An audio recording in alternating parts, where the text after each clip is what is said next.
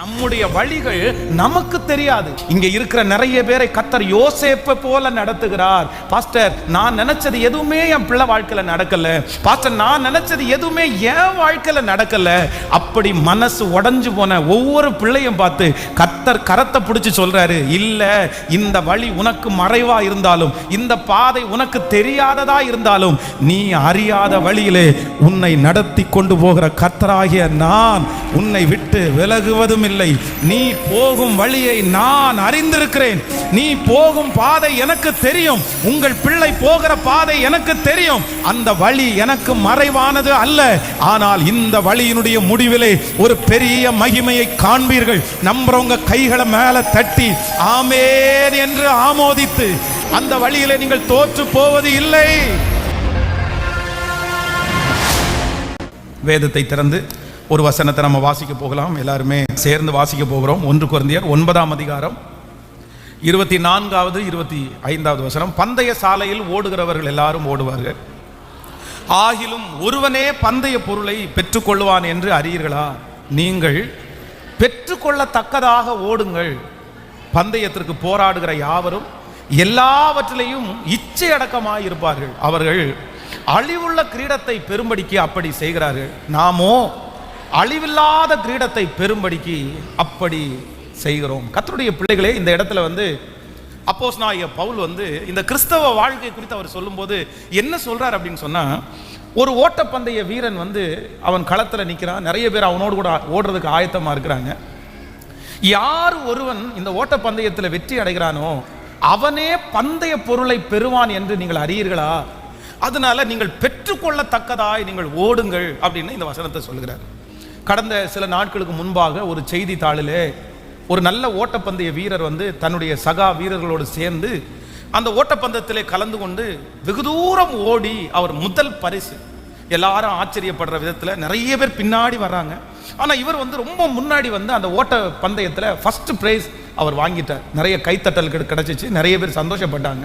ஆனால் கொஞ்ச நேரம் அந்த கைத்தட்டல் இருக்கும்போதே திரும்பி ஒருத்தங்க பார்த்து, இல்லை இல்லை இல்லை இல்லை, அவர் ஓடிட்டு வந்ததில் கொஞ்சம் சந்தேகம் இருக்குது, அதை திரும்ப நீங்கள் அதை செக் பண்ணுங்க அப்படின்னு செக் பண்ணி பார்த்தா அந்த மனுஷன் ஓடுனது நல்லா வேகமாக ஓடினார், எல்லாரை விட மேலே ஓடினார். ஆனால் என்ன அப்படின்னா, கொஞ்சம் தூரம் அவர் ஓடி வரும்போது அவர் ஓடக்கூடிய அந்த லைனை அவர் பார்க்காம அங்கே இருந்து மாற்றி இன்னொருத்தருடைய லைனில் அவர் ஓடுனதுனால அவருடைய ஜெயம் செல்லாது, நீங்கள் ஃபர்ஸ்ட் ரேங்க் வர முடியாது.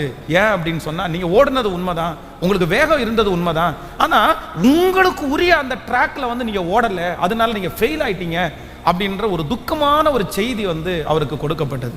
நம்முடைய வாழ்க்கையிலே ஆண்டவருடைய பிள்ளைகளே, இன்றைக்கு நான் கொடுக்க போகிற செய்தியினுடைய தலைப்பு என்ன அப்படின்னா, உங்களுக்கு உரிய பாதையிலே ஓடாமல் உங்களை திசை திருப்ப பண்ணுகிற சத்துருடைய 3 விதமான சதிகளை குறித்து இன்றைக்கு உங்களோடு பேச போறேன். நமக்கு எல்லாருக்குமே ஒவ்வொருத்தருக்குமே ஆண்டவர் ஒவ்வொரு ட்ராக்கை கொடுத்துருக்கிறார். அதுல நம்ம எல்லாருமே ஓடுனா போதும். ஸோ இன்னொருத்தருடைய ட்ராக்ல, இன்னொருத்தருடைய வெற்றியில கண்டிப்பாக ஆண்டவருடைய பிள்ளைகள் ஓட வேண்டிய அவசியமே இல்லை. உங்களுக்கு தரிசனம் இருக்கட்டும், உங்களுக்கு லட்சியங்கள் இருக்கட்டும், நாம் பெருசா செய்யணும்னு ஆசை இருக்கட்டும், அதற்காக நீங்கள் பிரயாசப்படுங்க, அதற்காக நீங்க ஜெபிங்க, அதற்காக நீங்க வேகமாய் காரியத்தை செய்யுங்க, அதெல்லாம் தவறல்ல. ஆனா ஒன்று நீங்கள் நினைத்துக் கொள்ளுங்கள், உங்களுக்கு கொடுக்கப்பட்டிருக்கிற அந்த ட்ராக்ல தான் நீங்க ஓடினாதான் வெற்றியை தவிர இன்னொருத்தருடைய பாதையிலே நீங்கள் ஓடினால் கண்டிப்பாக நீங்கள் வெற்றியை அடைய முடியாது. ஆண்டவர் வெளியூர் போய்விட்டு திரும்பி வரும்போது 5 தாலந்து வாங்கினவனுடைய கையில 5 தான் கர்த்தர் திரும்பி கேட்கிறாரு. 3 வாங்கினவனுடைய கையில அதைத்தான் கர்த்தர் திரும்பி கேட்கிறாரு. 1 வாங்கினவனுடைய கையில 1 தான் கர்த்தர் திரும்பி கேட்கிறாரு. 1 வாங்கினவன்ட்டு கையில 5 இல்லையா அப்படின்னு கர்த்தர் கேட்கல. அப்போ நீங்களும் நானும் கணக்கு கொடுக்க வேண்டியது இன்னொருத்தருடைய ஓட்டத்தை அல்ல, உங்களுக்கு கொடுக்கப்பட்டிருக்கிற ஓட்டத்திற்கான கணக்கை நீங்கள் கொடுத்தா போதும்.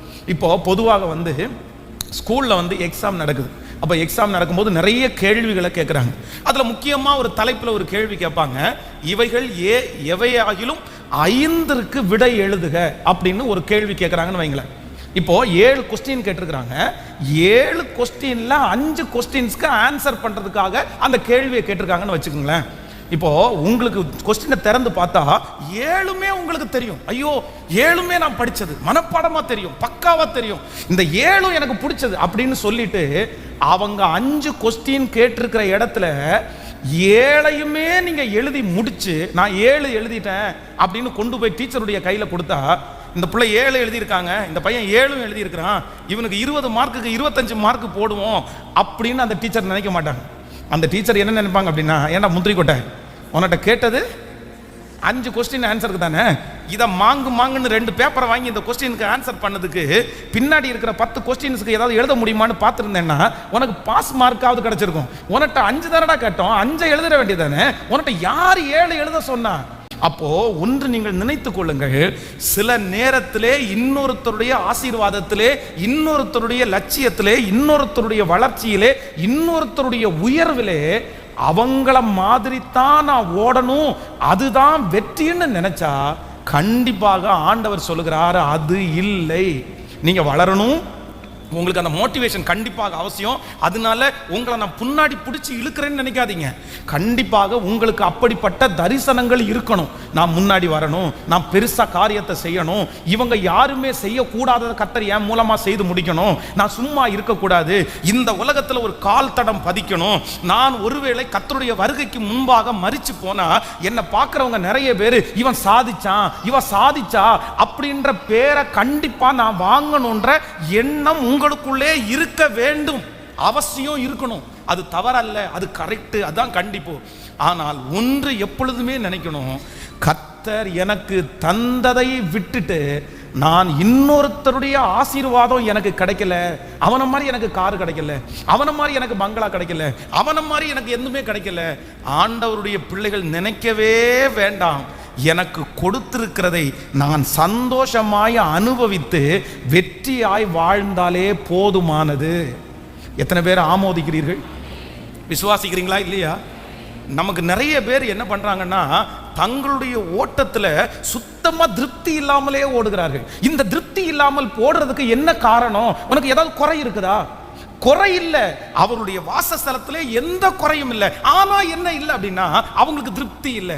வேதம் சொல்லுகிறது, போதும் என்கிற மனதுடனே கூடிய தெய்வ பக்தியே மிகுந்த ஆதாயம். இங்க இருக்கிற நிறைய பேருக்கு தங்களுடைய வாழ்க்கையிலே திருப்தி இல்லாததற்கு என்ன காரணம்னா அவங்களுடைய குறைவல்ல, அவங்களுடைய இல்லாமை அல்ல. இன்னொருத்தரை பார்க்கும்போது அவங்கள மாதிரி எனக்கு இல்லை, அவங்கள மாதிரி நான் இல்லை, அதை பார்க்கிறதுனால தான் திருப்தி இல்லாத வாழ்க்கையை பலர் வாழ்கிறார்களே தவிர, ஆண்டவர் நிறைய பிள்ளைகளை எப்படிதான் வச்சிருக்கிறார்னா திருப்தியாய் கர்த்தர் வைத்திருக்கிறார். எத்தனை பேர் ஆமோதிக்கிறீர்கள்? ரொம்ப டென்ஷன் எடுத்து ரொம்ப மனசை போட்ட குழப்பி, நான் அப்படி பண்ணல, நான் இப்படி பண்ணல, நான் இப்படி சம்பாதிக்கல, நான் இப்படி இழந்துட்டேன் அப்படின்னு மனசை போட்டு ரொம்ப வருத்தப்படுத்துறதை விட உங்களுக்கு 85 90 95 கர்த்தர் உங்களுக்கு எவ்வளவு ஆயுசு நாட்களை கொடுத்திருக்கிறார்னு நமக்கு தெரியாது. ஆனால் உங்களுடைய ஊழியக்காரனாகிய நான் உங்களை பணிவோடு கேட்டுக்கொள்கிற ஒன்று என்ன அப்படின்னு சொன்னால், இன்னொருத்தரை ரொம்ப பார்த்து பார்த்து பார்த்து பார்த்து உங்களுக்கு கொடுக்கப்பட்டிருக்கிற அந்த வாழ்க்கையை சந்தோஷமாக வாழாமல் துக்கமாகவும் சஞ்சலமாகவும் வருத்தமாகவும் வாழ்கிறத விட்டுட்டு கர்த்தருக்கு செய்யுங்க, ஓடுங்க, பண்ணுங்க. ஆனால் எப்படி பண்ணணும் அப்படின்னு சொன்னால் மனரம்யத்தோட ஓடக்கூடிய கிருபை. கேட்கல சத்தமாய், எனக்கு கொடுத்திருக்கிறதற்காக நன்றி ஆண்டவரே, எனக்கு திருப்தியாய் ஆகாரத்தை கொடுத்திருக்கிறதற்காக நன்றி, இதுல நான் திருப்தி ஆயிட்டேன், பரவாயில்ல பரவாயில்ல, கர்த்தர் எனக்கு நிறைய கொடுத்திருக்கிறாரு. ஆனா அதே நேரத்தில் என்ன இன்னும் நீங்க ஆசீர்வதிச்சீங்கன்னா இன்னும் நான் உங்களுக்கு பிரயோஜனமா மாறுவேன். அதான் ஒன்று நினைத்துக் கொள்ளுங்கள், விஷன் அப்படின்னா தரிசனம் உங்களுக்கு இருக்கணும். ஆனா அதே நேரத்தில் உங்களுக்கு திருப்தி இல்லாத ஓட்டம் உங்களுக்கு என்ன பண்ணக்கூடாதுன்னா இருந்துடவே கூடாது. இன்னொருத்தரை பார்த்து ஒரு ஆண்டவருடைய பிள்ளை தங்களுடைய வாழ்க்கையை எப்பவுமே நீங்க டிசைன் பண்ணவே கூடாது. இங்க இருக்கிற வாலிப தம்பிங்க நிறைய பேர் ரொம்ப ஸ்ட்ரெஸ்ஸா இருக்கலாம். உங்களுக்கு எப்படிமா அந்த ஸ்ட்ரெஸ் வந்துருச்சு? ஏன் இவ்வளவு ஸ்ட்ரெஸ் ஆகுறீங்க? நீங்கள் துக்கப்படுறதுக்கு என்ன காரணம்? சில அம்மா அப்பா இருக்காங்க பாருங்க, பிள்ளைகளை அதுக்காக பிள்ளைகளை சும்மா விட்டுறணும்னு நான் நினைக்கல, அப்படி விட்டுறாதீங்க. அப்படின்னா எப்போ பார்த்தாலும் பிள்ளைகளை பார்த்து நீ என்னத்தை சம்பாதிச்ச, நீ என்ன பண்ணிட்டு இருக்கிற, அதுக்காக பிள்ளைகளை எல்லாரையுமே நீ போனை பார்த்துட்டு நீ நேரத்தை நீ அது கிடைக்காது. வாய்ப்புகள் சில நேரத்தில் தான் உங்களுக்கு வரும். நீங்கள் காற்றுள்ள போதே தூற்றிக்கொள்ளும் உலகம் சொல்ற மாதிரி, நீங்கள் உங்களுக்கு கொடுக்கப்படுகிற நேரத்தை நீங்கள் பயன்படுத்திக் கொள்ளுங்கள், இழந்துராத. நீ அதுக்காக உனக்கு ஜாலியா இருக்கணும் அப்படின்றதுக்காக சோம்பேறித்தனமா இருந்துராத. ஆனா ஒன்று, உங்க பிள்ளைகளை அப்படியே அப்படியே அப்படியே நீங்க அப்படியே கசக்கிறாதீங்க. ஒரு வாலிப தம்பிய ஒரு தாயும் தகப்பனும் என்னிடத்துல கூட்டிட்டு வராங்க. ஒரே பிள்ளை அவனை சின்ன வயசுலேயே பிறக்கும் போதே நீ டாக்டர் டாக்டர் டாக்டர் அப்படின்னு சொல்லி சொல்லி வளர்க்குறாங்க. ஆனா அவனுக்கு டாக்டர் உத்தியோகத்தின் மேல கொஞ்சம் கூட அவனுக்கு இன்ட்ரெஸ்டே இல்லை. அவன் 10th +2 படிச்சு முடிச்ச உடனே அந்த நீட் எழுதி வச்சாங்க. அந்த நீட்ல அவன் ஃபெயில் ஆயிட்டான். ஃபெயில் ஆன உடனே ஒரே சாபம், உனக்கு எவ்வளவு செலவு பண்ண தெரியுமா, நீட்ல நீ ஃபெயில் ஆயிட்டு வந்திருக்கிற, நீ எல்லாம் நல்லா இருப்பியா, உங்க அப்பா எவ்வளவு கஷ்டப்படுறாரு உனக்கு தெரியாது, நீ நல்லா இருக்கணும்னு தானே நான் படிக்கல, உன்னை படிக்க வைக்கணும்னு தானே நான் இப்படி பண்றேன் அப்படின்னு ஒரே சாபம். சரி சரி பரவாயில்ல, அடுத்ததுல நான் பாஸ் பண்ணிக்கிறேன் அப்படின்னு சொன்ன உடனே பல லட்சம் ரூபாய் செலவு பண்ணி அவனை இன்னொரு இடத்துல கொண்டு போய் சேர்த்து விடும்போது எங்கிட்ட கூட்டிட்டு வராங்க. அப்ப அந்த பையனை பார்த்து கேட்டேன், டேய் தம்பு, யாருக்குமே கிடைக்காத ஒரு ஆப்பர்ச்சுனிட்டி. ஏன் அப்படின்னா இன்னைக்கு நிறைய அம்மா அப்பாவால தன்னுடைய பிள்ளைகளுக்கு 50,000 ரூபாய் கூட செலவு பண்ண முடியாத சூழ்நிலையில நிறைய பேர் இருக்காங்க. ஆனா உங்க அப்பா அவ்வளவு கஷ்டப்பட்டு உனக்கு லட்சத்தை செலவு பண்றதுக்கு ஆயத்தமா இருக்கிறாரு. நீ கொஞ்சம் ஸ்ட்ரெயின் பண்ணி படிச்சிட்டேன்னா, நீ கொஞ்சம் யோசிச்சிட்டேன்னா நீ ரொம்ப நல்லா இருப்படா. எப்படினாலும் நீ ஒரு பொசிஷனுக்கு வர்றதுக்கு முன்னாடி படுற பாடுதான் வந்ததுக்கு பிறகு உனக்கு ரொம்ப ஈஸியா இருக்கும். அதனால கொஞ்சம் கான்சன்ட்ரேட் பண்ணு, நீ கொஞ்சம் படிக்கலாம்ல. சொன்ன உடனே அவன் என்ன சொல்றான்னு தெரியுமா, பாஸ்டர் நீங்க என்ன நினைச்சிட்டு இருக்கிறீங்க, எனக்கு சுத்தமா இந்த ஃபீல்டு எனக்கு பிடிக்கவே இல்லை, எனக்கு இன்ட்ரெஸ்டே இல்லை. அதுக்காக இன்ட்ரெஸ்ட் இல்லைன்னா விட்டுற முடியாது. நீ உங்க அம்மாட்ட சொல்ல வேண்டியதானே, உங்க அப்பாட்ட சொல்ல வேண்டியது. சொன்ன உடனே என்ன உயிரோட விட்டுருவாங்கன்னு நினைக்கிறீங்க, என்ன அமைதியா விட்டுருவேன்னு நினைக்கிறீங்க? அவங்களுடைய ஆசை, அவங்களுடைய விருப்பத்தை என் மேல திணிக்கணும்னு தான் நினைக்கிறாங்களே தவிர எனக்கு ஏதாவது பிடிக்குமா, நீ என்ன செய்ய நினைக்கிற அப்படின்னு எங்க அம்மா அப்பா என்கிட்ட கேட்க மாட்டேங்கிறாங்க அப்படின்னு அந்த பையன் ரொம்ப துக்கப்பட்டான். நான் அவன் சொன்னதை என்கரேஜ் பண்ணல. அந்த மாதிரி சிச்சுவேஷன்ல இருக்கிற பிள்ளைகள் ஒவ்வொருத்தருக்கும் நான் சொல்றேன், உங்க அம்மா அப்பா உங்களுடைய தீமைக்கு செய்யறது இல்ல, அவங்க துன்பத்தை பார்த்துட்டாங்க, கண்ணீரை பார்த்துட்டாங்க, வறுமையை பார்த்துட்டாங்க, குறைவை பார்த்துட்டாங்க. அதனால அவங்களுடைய நிலைமை உனக்கு வந்துடக்கூடாது, எப்படியாவது என் பிள்ளை கையேந்தாம ஒரு வாழ்க்கை வாழணும், அதுக்கு நான் எவ்வளவு கஷ்டப்பட்டாலும் பரவாயில்லன்ற அந்த மோட்டிவேஷன்ல தான் உங்ககிட்ட சொல்றாங்க. இன்னொன்னு, சின்ன வயசுலயே சில விஷயத்தை உன்னால புரிஞ்சுக்க தெரியாது. உனக்கு ஆசை இல்லாம இருக்கலாம், உனக்கு விருப்பம் இல்லாம இருக்கலாம். அப்படிதான் எல்லா ஃபீல்டும் எல்லாருக்கும் ஆசையோட இருக்காது. நீ ஆசைப்பட்ட ஃபீல்டு தான் உனக்கு வேணும் அப்படின்னு சொன்னா இந்த உலகத்துல அது நடக்காது. சில நேரத்துல ஆண்டவரே உங்களுக்கும் எனக்கும் நம்ம ஆசைப்பட்ட ஃபீல்டுல ஆசைப்படாத ஒரு ஃபீல்டுல நம்மளை கொண்டு போய் வச்சு நம்முடைய தலையை நிமிர பண்ணுகிற கர்த்தர் நம்மோடு கூட இருக்கிறார். அதனால அவ்வளவுதான். ஏதாவது இந்த உலகத்தில் வாழ்வதற்கு, அச்சீவ் பண்றதற்கு கண்டிப்பாக ஒரு ஸ்தானம் உனக்கு வேணும், கண்டிப்பாக ஒரு படிப்பு உனக்கு வேணும். இந்த உலகத்தில் பணம் இல்லாமல் பார்த்தீங்கன்னா வாழ முடியாது, பணம் இல்லாமல் சாப்பிட முடியாது. உங்களுக்கு என்று யாரையுமே எதிர்பார்க்காமல் ஒரு வருமானம் உங்களுக்கு ரொம்ப அவசியமான ஒன்று. அந்த வருமானத்தை சில நேரத்தில் உங்களுக்கு பிடிக்காத ஃபீல்டுனா கூட, தெரியாத ஃபீல்டுனா கூட, நான் நம்புறேன் உங்களை அந்த இடத்துல வெற்றி சிறக்க பண்ணுகிற கர்த்தர் உங்களோடு கூட இருக்கிறார், நிச்சயமாய் அதை செய்வார். கைகளை அசைத்து ஒரு ஹல்லேலூயா சொல்லலாம். இன்னைக்கு ஒரு பெரிய தீர்மானம் எடுங்க, இன்னொருத்தருடைய ட்ராக்ல ஓடுறது அல்ல, எனக்கு நியமித்திருக்கிற பாதையில நான் ஓடுவதற்கு கர்த்தர் எனக்கு பலன் தருகிறவர். ஒரு 3 பேருடைய கரத்தை பிடிச்சி சொல்லுங்க, அவளை மாதிரி இல்லையே, அவங்கள மாதிரி இல்லையே, இவங்கள மாதிரி இல்லையே, இந்த வீட்டுக்காரங்கள மாதிரி இல்லையே அப்படின்னு நினைச்சு சொல்லுங்க சொல்லுங்க. நினைச்சு உங்க வாழ்க்கையை நீங்க வீணடிக்க வேண்டாம், உங்க நாட்களை நீங்க துக்கத்தினால கழிக்க வேண்டாம். ஆண்டவர் என்னை நல்லா வச்சிருக்கிறாரு, ஆண்டவர் என்னை சுகமா வச்சிருக்கிறாரு, எனக்கு உள்ளது போதும். இன்னும் தேவை என்றால் கர்த்தர் எனக்கு தருவதற்கு வல்லவராய் இருக்கிறார். ஹல்லேலூயா. கைகளை அசைத்து ஒரு ஹல்லேலூயா சொல்லு. எந்திரிச்ச உடனே யாரை குறித்து பேசுறது அப்படின்னு சொன்னா, பக்கத்து வீட்டுக்காரன பையனை பாரு, அவனை பாரு, கணவனாரை பார்த்து அவனை பாருங்க, மனைவியை பார்த்து அவளை பாரு, அவ பாருங்க, அவங்க பாருங்க. அந்த அந்த அவனுடைய மனைவி வீட்டுக்குள்ள மாவாட்டி வித்து அதுல அவங்க கணவனை காப்பாத்துறா. நம்ம மனைவி இருக்கிற மாவை கீழே கொட்டுறா. இல்ல சொல்றேன், ஒரு அப்படி எல்லாருமே எப்ப பார்த்தாலும் யாரை தான் பார்க்கறது, பக்கத்து வீட்டுக்காரங்களை பார்க்கறதே வேலை. அங்கே ஒரு ஃப்ரிட்ஜ் வாங்கினா, இங்கே ஒரு ஃப்ரிட்ஜ் வாங்கினா, அங்கே ஒரு வாஷிங் மிஷின் வாங்கினா, இங்கே ஒரு வாஷிங் மிஷின் வாங்கணும், அங்கே டிவி 42 இன்ச்சு வாங்கினா எனக்கு 52 இன்ச்சு வேணும். ஆண்டவருடைய பிள்ளைகளே, இதெல்லாம் நடக்குமா? இதெல்லாம் நடக்குமா? அவங்க வீட்டுக்குள்ள போய் நீங்க ஏங்க வாழ்றீங்க? அவங்க வாழ்க்கையை நீங்க ஏங்க வாழ்றீங்க? எனக்கு ஒன்று தெரியும், இன்னொருத்தருடைய வாழ்க்கைக்காய் நான் அழைக்கப்பட்டவள் அல்ல. நான் யாருடைய வாழ்க்கையை வாழ்ந்தா போதும் அப்படின்னு சொன்னா, எனக்கு குறித்ததை அவர் நிறைவேற்றுகிற கர்த்தர். ஹல்லேலூயா. எனக்கு குறித்ததை நிறைவேற்றி முடிப்பவர் நீரே ஐயா, நீரே. எனக்காக யாவையும் செய்து முடிப்பவர் நீரே ஐயா, நீரே. எனக்கு குறித்ததை நிறைவேற்றி முடிப்பவர் நீரே ஐயா, நீரே. எனக்காக யாவையும் செய்து முடிப்பவர் நீரே ஐயா, நீரே. உமக்கு ஸ்தோத்திரம், அன்பே உமக்கு ஸ்தோத்திரம், அப்பா உமக்கு ஸ்தோத்திரம், அன்பே உமக்கு ஸ்தோத்திரம். மலாகார காரியம் ஒன்றுமில்லை, மலாகார காரியம் ஒன்றுமில்லை, மலாகார காரியம் ஒன்றுமில்லை. எல்லாமே உம்மாலா. ஹல்லேலூயா. எல்லாமே உம்மாலா. கைகளை மேல தட்டி ஆகும்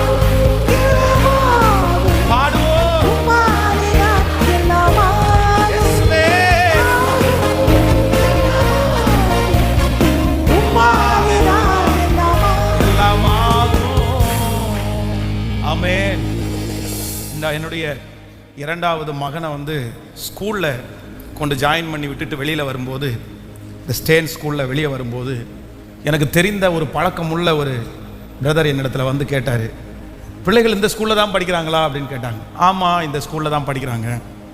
என்ன படிக்கிறாங்க அப்படின்னு கேட்டார். அப்போ நான் சொன்னேன், சமச்சீரில் அவனை போட்டிருக்கிறோம் அப்படின்னு சொன்னாங்க. உடனே அவர் திடீர்னு, என்ன பாஸ்டர் போய் சமச்சீரில் போட்டிருக்கிறீங்க, நீங்கள் வந்து அது என்ன ஐசிஎஸ்சியில் போட்டுக்கலாம் இல்லை? நான் வந்து ஐசிஎஸ்சியில் படிக்கிற பிள்ளைகளை வந்து கண்டிப்பாக குறைவாக தவறாக சொல்லலை. நான் என்ன சொன்னேன் அப்படின்னு சொன்னால், பிரதர் அவன் வளர்ந்ததுக்கு பிறகு எப்படியாவது கர்த்தருடைய ஊழியத்தை செய்கிறதுக்கு தான் அவனை வளர்த்துறேன். அவனை படிக்க வைக்கிறதுக்கு காரணமே என்ன அப்படின்னு சொன்னால், இங்கிலீஷும் தமிழும் அவனுக்கு ஒழுங்காக வாசிக்கிறதுக்கு பைபிள் வாசிக்க தெரியணும். அவன் ஒழுங்காக பைபிள் வாசிச்சுட்டு ஊழியம் பண்ணுறது தான் என்னுடைய நினைப்பு, டார்கெட். ஓகே, அவ்வளோதான். அந்த மாதிரி அதுக்காக தான் இந்த ஸ்கூலில் ஜாயின் பண்ணியிருக்கிறேன். ஐசிஐசியில் படிக்கிறதுல நல்ல பெனிஃபிட் என்ன அப்படின்னா, நீங்கள் வெளிநாட்டுக்கு போனீங்க அப்படின்னு சொன்னால் அங்கே போய் பார்த்தீங்கன்னா அந்த சப்ஜெக்ட் அப்படியே உங்களுக்கு கண்டினியூ ஆகும், பிள்ளைங்க தடுமாற மாட்டாங்க. ஆனால் சமச்சீரில் அப்படி கிடையாது. இங்கே ஒரு பாடம், வெளிநாட்டில் வேற ஒரு பாடமாக இருக்கும். அப்போது எனக்கு மனசுக்குள்ளே நல்லா அண்டர்ஸ்டாண்ட் இருக்குது. என்னென்னா, என் பிள்ளைய இந்த இடத்துல படிக்க வைக்கிறது சமச்சீர்.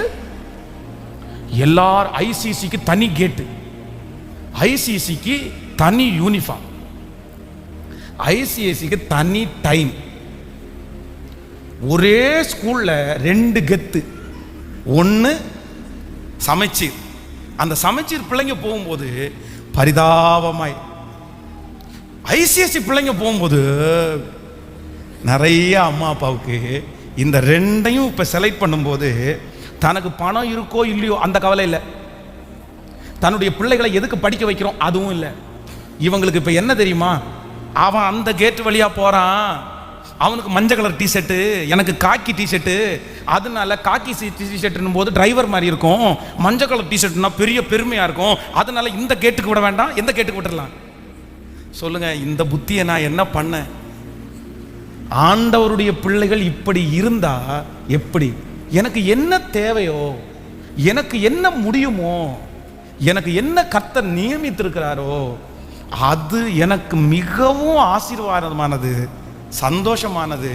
நான் ஒரு 85 இயர்ஸ் 90 இயர்ஸ் இந்த உலகத்தில் வாழ போகிறேன். எனக்கு கொடுக்கப்பட்டிருக்கிற அந்த ஓட்டத்தை மனரம்யமாக சந்தோஷமாக மகிழ்ச்சியோடு இருக்கிற பலத்தில் நான் ஓடுனேன்னாலே போதும். எனக்கு கொடுக்கப்பட்டிருக்கிற 7 கொஸ்டின் கொடுத்தாலும் கேட்டிருக்கிறது, பக்கத்தில் கையை பிடிச்சி சொல்லுங்கள், 5க்கு பதில் எழுதுனீங்கன்னா நீங்கள் சரியான ஸ்டூடெண்ட்டு. 7ம் தெரியும்னு 7க்கும் பதில் எழுதிங்கன்னா நீங்கள் முந்திரி கொட்ட ஸ்டூடெண்ட்டு. இப்போ நீங்கள் இப்போ டிசைட் பண்ணீங்க எந்த ஸ்டூடெண்ட் டிசைட் பண்ணிங்க. நமக்கு அப்படி கிடையாது. நமக்கு உள்ளது மட்டும் செய்யக்கூடாது, எல்லாத்தையும் இழுத்து போட்டு இல்லை, சாதனை தான், சந்தோஷம்தான். ஆனால் சிலதை நம்மளால என்ன பண்ண முடியாது அப்படின்னா தாங்கி கொள்ள முடியாது. உங்களுக்கு மிஞ்சின பாரத்தை நீங்கள் கையில் எடுக்க முடியாது. இந்த உலகத்திலே ஆண்டவர் உங்களை போட்டியாளர்களாய் வைக்கவில்லை. பக்கத்தில் கையை பிடிச்சி சொல்லுங்க, நீங்க போட்டியாளர்கள் கிடையாது. நல்லா சொல்லுங்க, நீங்க போட்டியாளர் கிடையாது. ஆனா இன்னைக்கு இருக்கிற நிறைய விசுவாசிங்க யாரா தான் இருக்கிறீங்க? வெளியே போட்டியாளராக இருக்கிறது கூட பரவாயில்லைங்க, எங்க சர்ச்சுக்குள்ள கூட போட்டியாளருங்க. சர்ச்சு இது யாருக்கு? இந்த கண்ணப்பனார் பக்கத்தில் ஒரு வீட்டில் குடியிருக்கும் போது பக்கத்து வீட்டுக்காரரு கார் வாங்கிட்டாருன்னு எங்கள் எல்லாருக்குமே ஸ்வீட் கொடுத்தாரு. நானும் சந்தோஷமாக போய் பிரதருக்கு கை கொடுத்துட்டு, பிரதர் சூப்பர் பிரதர், கார் வாங்கிட்டீங்க, ரொம்ப சந்தோஷம் அப்படின்னு. ஒரு இந்து மனிதர் தான். நான் உங்களுக்காக ஒரு ப்ரேயர் பண்ணுறேன்னு ப்ரேயர் பண்ணிட்டு வந்தேன். என் பக்கத்து வீட்டுக்காரர் மேலே வீட்டில் ஒருத்தர் கூடியிருந்தார், அவரும் வந்தார். அவர் வந்த உடனே அந்த காரை சுற்றி வித்தியாசமாக பார்த்தாரு. அந்த வீட்டில் உள்ள அம்மாவும் வித்தியாசமாக பார்த்தாங்க. போகும்போதே கையில் 2 கிள்ளு கொடுத்து, பாருங்க பாருங்க பாருங்க, அவெல்லாம் கார் வாங்கிட்டான். இந்த அம்மா அப்படியே துரியேற்றிட்டே போயிட்டாங்க. இவர் அப்படியே கை கட்டின அப்படியே போயிட்டே இருந்தார். 24 மணி நேரம் ஆகல, அதுக்குள்ள பாத்தீங்கன்னா ஒரு மாருதி 800 வீட்டுக்கு முன்னாடி நிக்குது. வாங்கிட்டார் காரை. அடுத்த நாள் காலையில் அவர் ஸ்வீட் கொடுக்குறாரு, நாங்க கார் வாங்கிட்டோம் அப்படின்னு. ஆனா என்ன கார் வாங்கிட்டாருன்னா ஓட்ட கார் வாங்கிட்டார். இப்ப என்ன எப்படி அந்த இப்ப அவசரப்பட்டு வாங்கினா ஓட்ட கார் தானே வாங்க முடியும்? நீங்க இந்த ஒரு பொருளை அங்க வச்சா மழை அடிச்சதுக்கு அப்புறம் இந்த மழை தண்ணியெல்லாம் அதுக்கு மேலே படும் பாருங்க. உண்மையிலே அந்த வீடை நான் காலி பண்ணும்போது நான் ஃபோட்டோ கூட எடுத்தேன். என்ன தெரியுமா? இந்த மாதிரி பண்ணாதீங்கன்னு உங்களுக்கு சொல்லணுன்றக்காக ஒரு ஃபோட்டோ எடுத்தேன். என்ன ஃபோட்டோ தெரியுமா? அந்த கார்னுடைய டயரில் வேறே பிடிச்சிருச்சு. அவர் இவங்க ஓட்ட முடியல. அதுக்கப்புறம் பார்த்தீங்கன்னா 3 நாளில் எடுத்துகிட்டு போனார். போன கட கட கட கட கட கட அப்படி சத்தம். அன்னைக்கு நிறுத்தின காரு அடியில் அது வேறு பிடிக்குது, மரமெல்லாம் வளருது. இல்லை, நான் சொல்கிறேன், எதுக்குங்க ஆண்டவருடைய பிள்ளைகளே இந்த வெட்டி பந்தா? இதுக்கு எதுக்கு இந்த வெட்டி பந்தா? அவங்க வாழ்க்கை நான் வாழ வேண்டாம், அவங்க ட்ராக்கில் நான் ஓட வேண்டாம். எனக்கு போட்டியாளர்னு இந்த உலகத்தில் எனக்கு இன்ஸ்பிரேஷன் அப்படின்னு நிறைய பேர் இருக்காங்க. நான் கற்றுக்கிறதுக்கு நிறைய பேர் இருக்காங்க. எனக்கு முன்னோடி நிறைய பேர் இருக்காங்க. எனக்கு மோட்டிவேஷன்ஸ் நிறைய பேர் இருக்காங்க. ஆனால் கண்டிப்பாக எனக்கு போட்டியாளர்னு ஒருத்தர் இந்த உலகத்தில், தம்பி, வாலிப தம்பி தங்கச்சி, உன்னை ரொம்ப அன்பா சொல்றேன், நீ ஸ்ட்ரெஸ் இல்லாம வாழணும், நீ ரொம்ப ரிலாக்ஸா வாழணும், நீ சந்தோஷமா வாழணும். நீ அப்படிதான் அழைக்கப்பட்டிருக்கிறவன். இந்த அதுக்காக தான் ஆண்டவர் உன்னை அவ்வளவு தூரம் படைச்சிட்டு உன்னை எப்படி ஆண்டவர் நடுக்காட்டில் உன்னை விட்டுருவாரு? எப்படி உன்னை ஸ்ட்ரெஸ்ஸோட வாடுறது மாதிரி? நீ எதுக்கு தற்கொலை பண்ணிக்கணும்? நீ எதுக்கு நான் சாகணும்னு ஆசைப்படணும்? ஒண்ணுமே கிடையாது. நீ எப்படி வாழணும் அப்படின்னு, இந்த யாரும் எனக்கு போட்டியாளர்கள் இல்லை அப்படின்னு மட்டும் நீங்க நினைச்சிட்டீங்கன்னா போதும், உங்க வாழ்க்கை நீங்க எப்படி வாழ்வீங்க அப்படின்னு சொன்னா சந்தோஷமாய் வாழ்வீர்கள். ஹல்லேலூயா. கைகளை எல்லாரும் உயர்த்தி ஆண்டவரிடத்துல கேளுங்க, ஆண்டவரே எங்க ட்ராக், எங்களுக்கு கொடுத்திருக்கிற பாதை, எங்களுக்கு கொடுத்திருக்கிற அந்த பாதையில் நாங்கள் ஓடுவதற்கு, எங்க பிள்ளைகளை அதுல வளர்த்துறதற்கு கர்த்தர் நிறைய பேருக்கு அந்த கிருபையை தருகிறார். ஜெபிக்க ஜெபிக்க அந்த கிருபையை ஆண்டவர் கட்டளையிடுவாராக. ஸ்தோத்திரம். ஆமென். வேகமாய் உங்களுக்கு சொல்லி முடிக்கிறேன், ஒரு 15 நிமிஷத்துக்குள்ள முடிச்சிடறேன். சொல்லுங்க நம்பர். முதலாவதாக ஆதியாகமம், நீங்க 36ஆம் அதிகாரத்தில் ஒரு வசனத்தை வாசிக்கலாம். இந்த நம்முடைய ட்ராக்ல நம்மளை ஓடாம நம்மளை இழுக்கிற சத்துருடைய முதல் முயற்சி வாசிக்கலாமா? ஆதியாகமம் 39ஆம் அதிகாரத்தில் 1வது வசனத்தை வாசிக்கலாம். யோசேப்பு எகிப்திற்கு கொண்டு போகப்பட்டான்.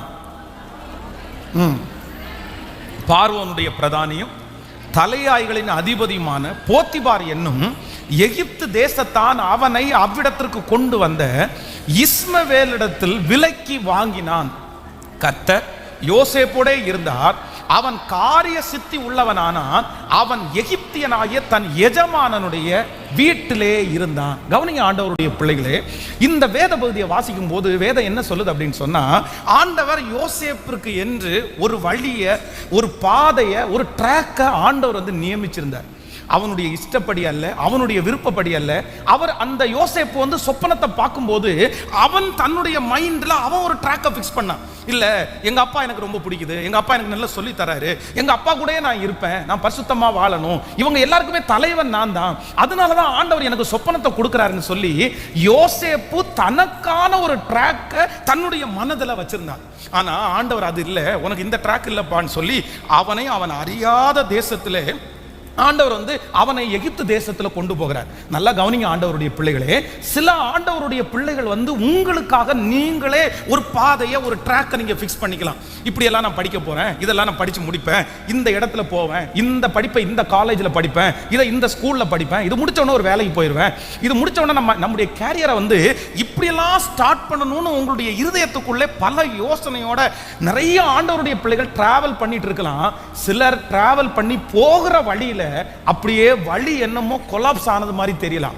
ஐயோ பாஸ்டர், உண்மையிலே அப்படிதான், நான் இப்படிதான் ஒரு டிசைன் பண்ணேன், நான் இப்படிதான் என்னுடைய ரோட போட்டேன், ஆனா என்னமோ தெரியல, அது எங்கெங்கயோ கொண்டு போகுது, எனக்கு கண்ணுக்கு தெரியாம இடத்துல, இது என்னுடைய பிக்சர்லே இல்ல, இது என்னுடைய யோசனையிலே இல்ல அப்படின்னு நீங்கள் ஒருவேளை இந்த ஜபத்தில் இருக்கிற யாராவது ஒருத்தர் மன வருத்தத்தோட வந்திருக்கலாம்.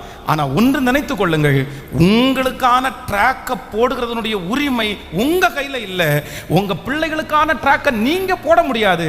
ஆனால் ஆண்டவர் உங்கள் பிள்ளைகளுக்காக, உங்களுக்காக போடப்பட்டிருக்கிற அந்த வழி வந்து உங்களுக்கு பிடித்தது போல, நீங்கள் டிசைன் பண்ணது போல, நீங்க நினைச்சது போல இல்லாவிட்டாலும் நாட்கள் வரும்போது, நேரம் வரும்போது, யோசேப்பை எகிப்து தேசத்தில் கர்த்தர் தலைவனாய் மாற்றினது போல கண்டிப்பாக உங்களுடைய வழியினுடைய முடிவிலே, உங்களுடைய லைனுடைய முடிவிலே, உங்க பாதையினுடைய முடிவிலே நீங்கள் அதிசயத்தை காண்பீர்கள். ஆண்டவருக்கு தெரியும், நம்முடைய வழிகள் நமக்கு தெரியாது. அதைத்தான் யோபு சொல்லும் போது சொல்றான், நான் முன்னாடி போனாலும் அவர் இல்லை, நான் பின்னாடி கிரியை செய்து நான் அவரை காணேன், நான் பரிசுத்தமா வாழ்ந்தா நான் ஜெயிச்சிருவேன்னு நினைச்சேன், நான் இப்படி போனா ஜெயிச்சிருவேன்னு நினைச்சேன், ஆனா என்னமோ தெரியல, இடையில என்ன வழி மாறி விட்டது மாதிரி தெரியுது, என் பாதை எனக்கு தெரியல, எதுல நான் கை வச்சாலும் அது எனக்கு வெற்றியா இல்லை. ஆனா நான் நம்புறேன், நீங்கள் அல்ல, ஆண்டவர் உங்களை நடத்துகிறார். இங்க இருக்கிற நிறைய பேரை கர்த்தர் யோசேப்பை போல நடத்துகிறார். பாஸ்டர், நான் நினைச்சது எதுவுமே என் பிள்ளை வாழ்க்கையில நடக்கல, பாஸ்டர் நான் நினைச்சது எதுவுமே என் வாழ்க்கையில நடக்கல. அப்படி மனசு உடைஞ்சு போன ஒவ்வொரு பிள்ளையும் பார்த்து கர்த்தர் கரத்தை பிடிச்சு சொல்றாரு, இல்ல, இந்த வழி உனக்கு மறைவா இருந்தாலும், இந்த பாதை உனக்கு தெரியாததா இருந்தாலும், நீ அறியாத வழியிலே உன்னை நடத்தி கொண்டு போகிற கர்த்தராகிய நான் உன்னை விட்டு விலகுவதும் இல்லை. நீ போகும் வழியை நான் அறிந்திருக்கிறேன், நீ போகும் பாதை எனக்கு தெரியும், உங்கள் பிள்ளை போகிற பாதை எனக்கு தெரியும். அந்த வழி எனக்கு மறைவானது அல்ல. ஆனால் இந்த வழியினுடைய முடிவிலே ஒரு பெரிய மகிமையை காண்பீர்கள். நம்புறவங்க கைகளை மேல தட்டி ஆமென் என்று ஆமோதித்து, கர்த்தர் வருகிறார், ஆண்டவர் பார்க்கிறார், அந்த வழியிலே நீங்கள் தோற்று போவது இல்லை. கர்த்தர் அறியாத வழியிலே நம்மை நடத்துகிற கர்த்தர். மோசே அப்படித்தான், எல்லாவற்றையும் கற்று தேர்ந்தான். எகிப்தினுடைய இடத்துல இருக்கும்போது அவனுக்கு ஒரு பெரிய விஷன் ஒன்று இருந்துச்சு. என்ன அப்படின்னு சொன்னா, ஆண்டவர் நம்முடைய உயிரை காப்பாத்தி இருக்கிறார், நம்ம கூட பிறந்த எல்லா பிள்ளைங்களும் இறந்து போயிட்டாங்க, நம்ம ஸ்பெஷலா ஆண்டவர் வச்சிருக்கிறாரு. உடனே அனித்தியமான பாவ சந்தோஷத்தை அனுபவிக்கிறதை பார்க்கணும் ஸ்பிரிச்சுவலை தெரிந்து கொண்டான், ஆண்டவரோட நடக்கிறத தெரிந்து கொண்டான். ஐயோ, என் மேல ஒரு அழைப்பு இருக்குது, என் மேல ஒரு பெரிய ஆண்டவருடைய நடத்துதல் இருக்குது, நான் எல்லாரும் மாதிரி உள்ளவன் அல்ல. அந்த விஷனை ஏற்றுக்கொண்டு ரொம்ப சாட்சியாய் வாழ்ந்தான். அதனாலதான் ஒரு எகிப்தியன் எபிரேயனை அடிக்கும் போது அவனுக்கு ரொம்ப கோபம் வருது. அதனால அங்க இருக்கிற எல்லாவற்றையும் கற்று தேர்ந்தான். ஆனா திடீரென்று வேதம் சொல்லுது, அவன் இப்படிதான் போய் இப்படி போய் ஜனங்களை மீட்டு கொள்ளுவேன்னு நினைச்சாலும் அந்த ட்ராக் திடீர்னு சேஞ்ச் ஆகி இப்ப அவன் அறியாத ஒரு இடத்துல அவன் போக நினைக்காத, அவன் டிசைன் பண்ணாத ஒரு இடத்துல ஆண்டவர் கொண்டு போய் 40 ஆண்டுகள் அவனை டிராவல் பண்ண வைக்கிறார்.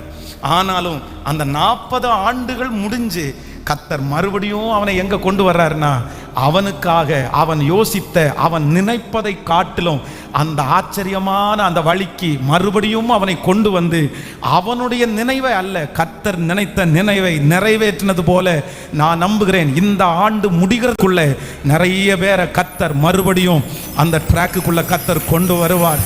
தூரத்தில் போன உங்களை கொண்டு வருவார். திசை திருப்பினவர் அவர், உங்களை ஏதோ ஒன்றை கற்றுக்கொள்வதற்காக தான் கர்த்தர் அனுமதித்திருக்கிறார். அந்த ட்ராக் என்னுடையது அல்ல. அதிலே ஏன் நான் பிரயாணம் பண்ணுகிறேன்? அதுல நான் ஏன் போறேன்? என் பிள்ளை அதுல எதுக்கு கடந்து போறான்? கர்த்தர் இன்றைக்கு வாக்கு கொடுக்கிறார், இல்ல, அந்த இடத்துல நீ கற்றுக்கொள்ள வேண்டிய ஒன்று உண்டு. அந்த இடத்துல நீ விட்டு கொடுக்க வேண்டிய ஒன்று உண்டு. அந்த இடத்துல உருவாக்க வேண்டிய ஒன்று உண்டு.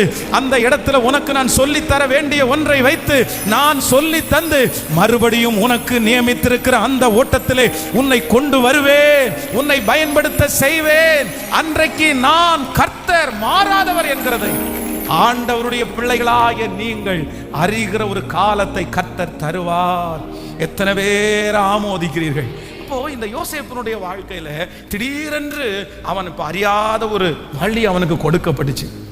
பார்வோனுடைய வீட்டுக்கு போறான். சரி, ஏற்கனவே நம்ம வழி மாறிட்டோம், அவ்வளவுதான், நம்ம வழி மாறி வந்துட்டோம், இனி ஒன்றும் பண்ண முடியாது அப்படின்னு நினைச்சும் போது ஒரு அந்த மனுஷனுடைய போத்திபாருடைய மனைவி வேதம் சொல்லுது, அவன் போய் கொண்டிருக்கிற அந்த பரிசுத்த ட்ராக்கை விட்டு அவனை திசை திரும்ப பண்ணுவதற்கு அவனோட பேசுறாங்க. ஒன்று நினைத்துக் கொள்ளுங்கள். நம்பர் 1, முதலாவதாக உங்க ட்ராக்கை சத்துரு மாற்ற முடியாது, பிசாசு மாற்ற முடியாது. பிசாசு கையில் கர்த்தர் கொடுக்க மாட்டார். ஆனா சிலர் போக வேண்டிய அந்த ட்ராக்கை யாரு மாற பண்ணினது அப்படின்னு சொன்னா, சில மனிதர்களுடைய அன்பிற்கு, சில மனிதர்களுடைய பாசத்திற்கு நீங்கள் இடம் கொடுப்பீர்களே. ஆனால் சில மனிதர்கள் உங்களை என்ன பண்ணிடுவாங்கன்னா, உங்க ட்ராக்கை மாத்தி உங்களை வித்தியாசமான இடத்திற்கு கொண்டு போவார்கள். வாலிப தம்பிங்க ஜாக்கிரதையாரு, தங்கச்சிங்க ஜாக்கிரதையாரு. ஆண்டவர் உனக்கு ஒரு லட்சியத்தை வச்சிருக்கிறார், ஆண்டவர் உனக்கு ஒரு நோக்கத்தை வச்சிருக்கிறார். ஆனா யாரோ ஒரு நபர் உங்க வாழ்க்கையில இடையில புகுந்துட்டாங்கன்னா, அவங்க கட்டுக்குள்ள நீங்க விழுந்துட்டீங்கன்னா, அவங்க என்ன பண்ணிடுவாங்கன்னா, உங்களுடைய பாதையை விட்டு இன்னொரு பாதையிலே உங்களை பிரயாணிக்க பண்ணுவார்கள். ஆண்டவரா உங்களை நடத்திட்டு போகிற பாதை கடினமா இருந்தா கூட அங்கே கர்த்தருடைய கரம் உங்களை தேற்றும். அங்க ஆண்டவர் உங்களை பாதுகாப்பார். உங்க உயிருக்கு எந்த சேதமும் வராது, உங்களுடைய ஊழியம் எந்த விதத்திலும் தடைபடாது. ஆனா மனிதர்களால் உங்களுடைய ட்ராக்கு மாற்றப்படுமானால் நீங்க நிறைய பேர் என்ன பண்ணுவீங்கன்னா, ரொம்ப ஃபீல் பண்ணுவீங்க. கடந்த சில நாட்களுக்கு முன்பாக ஒரு ஊழியக்காரனுடைய மகன், பாஸ்டருடைய பையன், அவனுடைய திருச்சபையிலே கூட்டம் நடத்துவதற்காக நான் போக வேண்டிய ஒரு சூழ்நிலை. அப்போ அந்த எல்லாருமே அந்த இடத்துல இருந்தாங்க. அந்த சர்ச்சில் இருக்கிற மூப்பருடைய பிள்ளைகள் இருந்தாங்க, அந்த சர்ச்சில் இருக்கிற நிறைய வாலிபர்கள் இருந்தாங்க. ஒருத்தங்க ஒரு 15 பேர் இன்ஸ்ட்ருமெண்ட் வாசிக்கிறாங்க, ஒரு 10 பேர் கொயரில் இருக்கிறாங்க, ஒரு 5 பேர் மீடியாவில் இருக்காங்க. எல்லாரும் நிறைய வாலிப பிள்ளைங்க அங்கும் இங்கும் ஊழியம் செஞ்சுட்டே இருக்கிறாங்க. ஆனால் இந்த பையன் மட்டும் எதுவுமே செய்யலை. என்னை கூப்பிட்டுட்டு போகிறதுக்கும் இன்னொரு வாலிப தம்பி வந்தான், என்னை கொண்டு போய் விடுறதுக்கு இன்னொரு வாலிப தம்பி வந்தான். அப்போது சாப்பிட்ற நேரத்தில் பாஸ்டர் அந்த பையனை இன்ட்ரடியூஸ் பண்ணார். இது அவனுடைய பேரை சொல்லி, இது என்னுடைய மூத்த பையன் அப்படின்னு சொன்னார். அப்படியா, நான் அவனை பார்க்கவே இல்லையே அப்படின்னு சொன்னேன். ஆமாம், இங்கே தான் இருந்தேன் பாஸ்டர் அப்படின்னு சொன்னான். சரி, அவனை இந்த ப்ரேயர் முடித்த உடனே தனியாக கூப்பிட்டு போய், என்னடா உன்னை இங்கே எங்கேயுமே நான் பார்க்கல, நீ பாஸ்டருடைய பையன் நான் நினைக்கவே இல்லை, நீ என்னாச்சு, நீ உள்ள இல்லையே, நீ எதுலேயுமே இல்லையே, நீ தனியாக இருந்தியா, நீ ஏதோ வேலையில் இருந்தியா, ஏதோ பொறுப்பு பாஸ்டர் கொடுத்தாரா? உடனே அவன் அப்படியே கண்ணீர் விட்டு அழுதான். பாஸ்டர், நான் இந்த இடத்துல இருக்கக்கூடிய தகுதியை நான் இழந்துட்டேன், நான் தான் இதெல்லாம் ஆர்கனைஸ் பண்ணணும், நான் தான் இதெல்லாம் செய்யணும், நான் தான் முன்னாடி இருந்து பார்க்கணும். ஆனால் ஒரு சொற்ப மதியினம் என்னுடைய வாழ்க்கையில் திடீரென்று எங்கள் சர்ச்சிலேயே இருந்ததுலே ஒரு பொண்ணு அவள் வந்தா, என் கூட பேச ஆரம்பிச்சா, என் கூட நிறைய ஷேர் பண்ண ஆரம்பிச்சா, வசனத்தை குறித்து ஷேர் பண்ண ஆரம்பிச்சா. நான் ரொம்ப நெருக்கமாய் பழகினேன், நான் நிறைய பேசினேன், நான் நிறைய இது பண்ணேன். அப்போ எங்கள் அப்பா என்னை கூப்பிட்டு சொன்னார், இல்லை நீ எல்லாரையும் கவனிக்கிறது மாதிரி அவங்கள்ட்ட இல்லை, நீ ரொம்ப வித்தியாசமாக இருக்கிற மாதிரி ஃபீல் ஆகுது, நீ தலைவன், நீ அப்படி இருக்கக்கூடாது, நீ முக்கியமானவன், நீ அப்படி செய்ய முடியாது, நீ கொஞ்சம் மாறுபடி, எல்லாரும் நமக்கு ஒன்று தான், நீ எல்லார்ட்டையும் பேசினா தப்பு இல்லை, ஒருத்தட்ட மட்டும் பேசினா அது தப்பாக போயிடும். எங்கள் அப்பா எவ்வளோ சொன்னார், ஆனால் எங்கள் அப்பாவுடைய வார்த்தையை நான் கேட்கல. அப்புறம் கடைசியில் அந்த பிள்ளையை நான் மேரேஜ் பண்ணணுன்ற ஒரு சூழ்நிலைக்கு நான் தள்ளப்பட்டேன். நானாக விருப்பப்படலை, ஆனால் சூழ்நிலை என்னை கொண்டு போய் அங்கே நிற்க வச்சிருச்சு. என்னால் அதை மறுக்கவே முடியல, எங்கள் அப்பாவால் மறுக்கவே முடியல, யாராலையுமே மறுக்க முடியல. ஆனால் இப்போ எல்லாமே முடிஞ்சிருச்சு. ஆனால் என்ன அப்படின்னா, ஒரே ஒரு பர்சன், ஒரு நபரை என் வாழ்க்கையில் இடம் கொடுத்ததுனால நான் போயிட்டு இருக்கிற அந்த ட்ராக்கை விட்டு என்னை அப்படியே திசை திரும்ப பண்ணி இப்போ நான் எல்லாவற்றையும் இழந்து என்னுடைய வழி பாதையிலே மூடப்பட்டது மாதிரி நான் ஃபீல் பண்ணுறேன். எனக்கு முன்னாடி போக முடியல, எனக்கு பின்னாடியும் வர முடியல. எங்கள் அப்பா என்னை பார்த்து டெய்லி என்னை பார்த்து துக்கப்படுறாரு.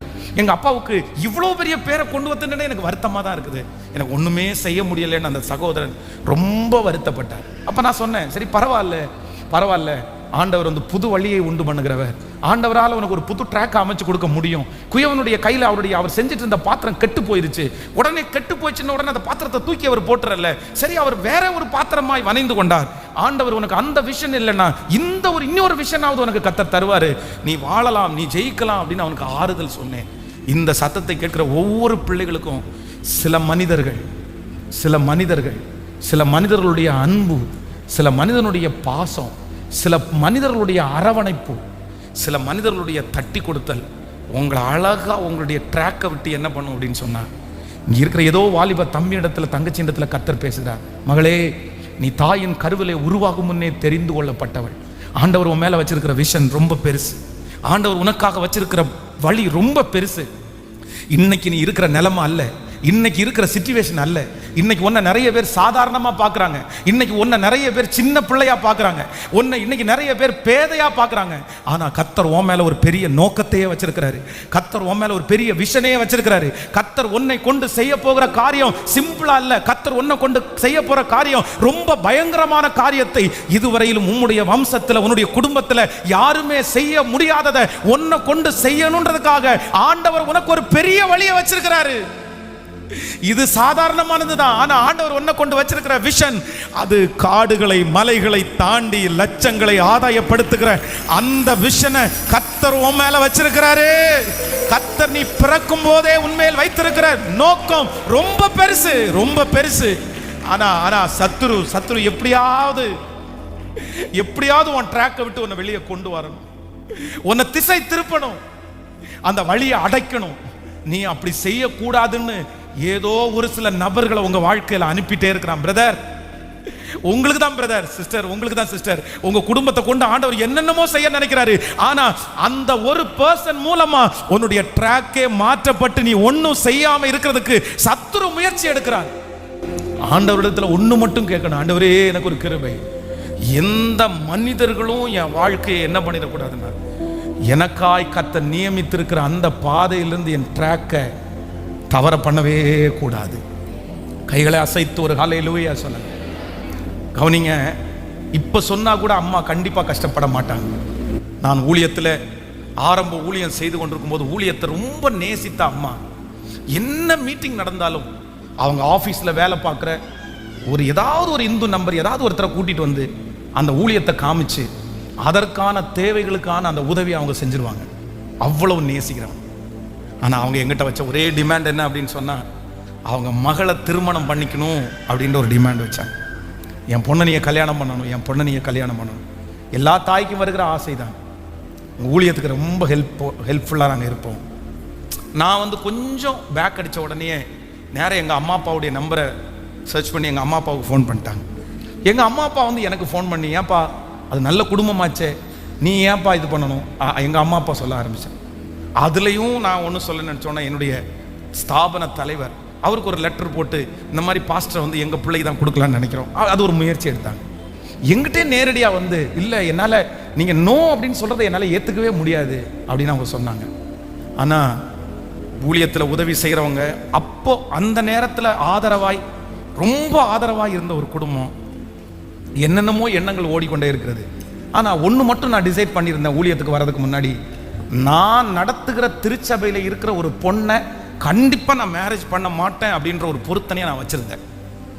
எங்கேருந்து திருமணம் பண்ணாலும் நான் நடத்துகிற திருச்சபையில் ஒரு பொண்ணை கல்யாணம் பண்ண மாட்டேன் அப்படின்னு ஒரு தீர்மானம் மாதிரி எடுத்திருந்தேன். அதில் உறுதியாக இருந்தேன். இல்லை, நான் அந்த மாதிரி தீர்மானம் எடுத்துருக்கிறேன், அதில் நான் உறுதியாக இருப்பேன், கண்டிப்பாக ஆண்டவர் எனக்கு அப்படி வச்சுக்கல அப்படின்னு நான் நம்புகிறேன். கொஞ்சம் கஷ்டமாக இருந்துச்சு, அவங்க ரொம்ப வருத்தப்பட்டாங்க. நாட்கள் தாண்டிருச்சு, என்னுடைய வாழ்க்கையை ஆண்டவர் நிலைப்படுத்தினார். இப்போவும் அவர்கள் எனக்கு தாயாய் தான் இருக்கிறார்கள்.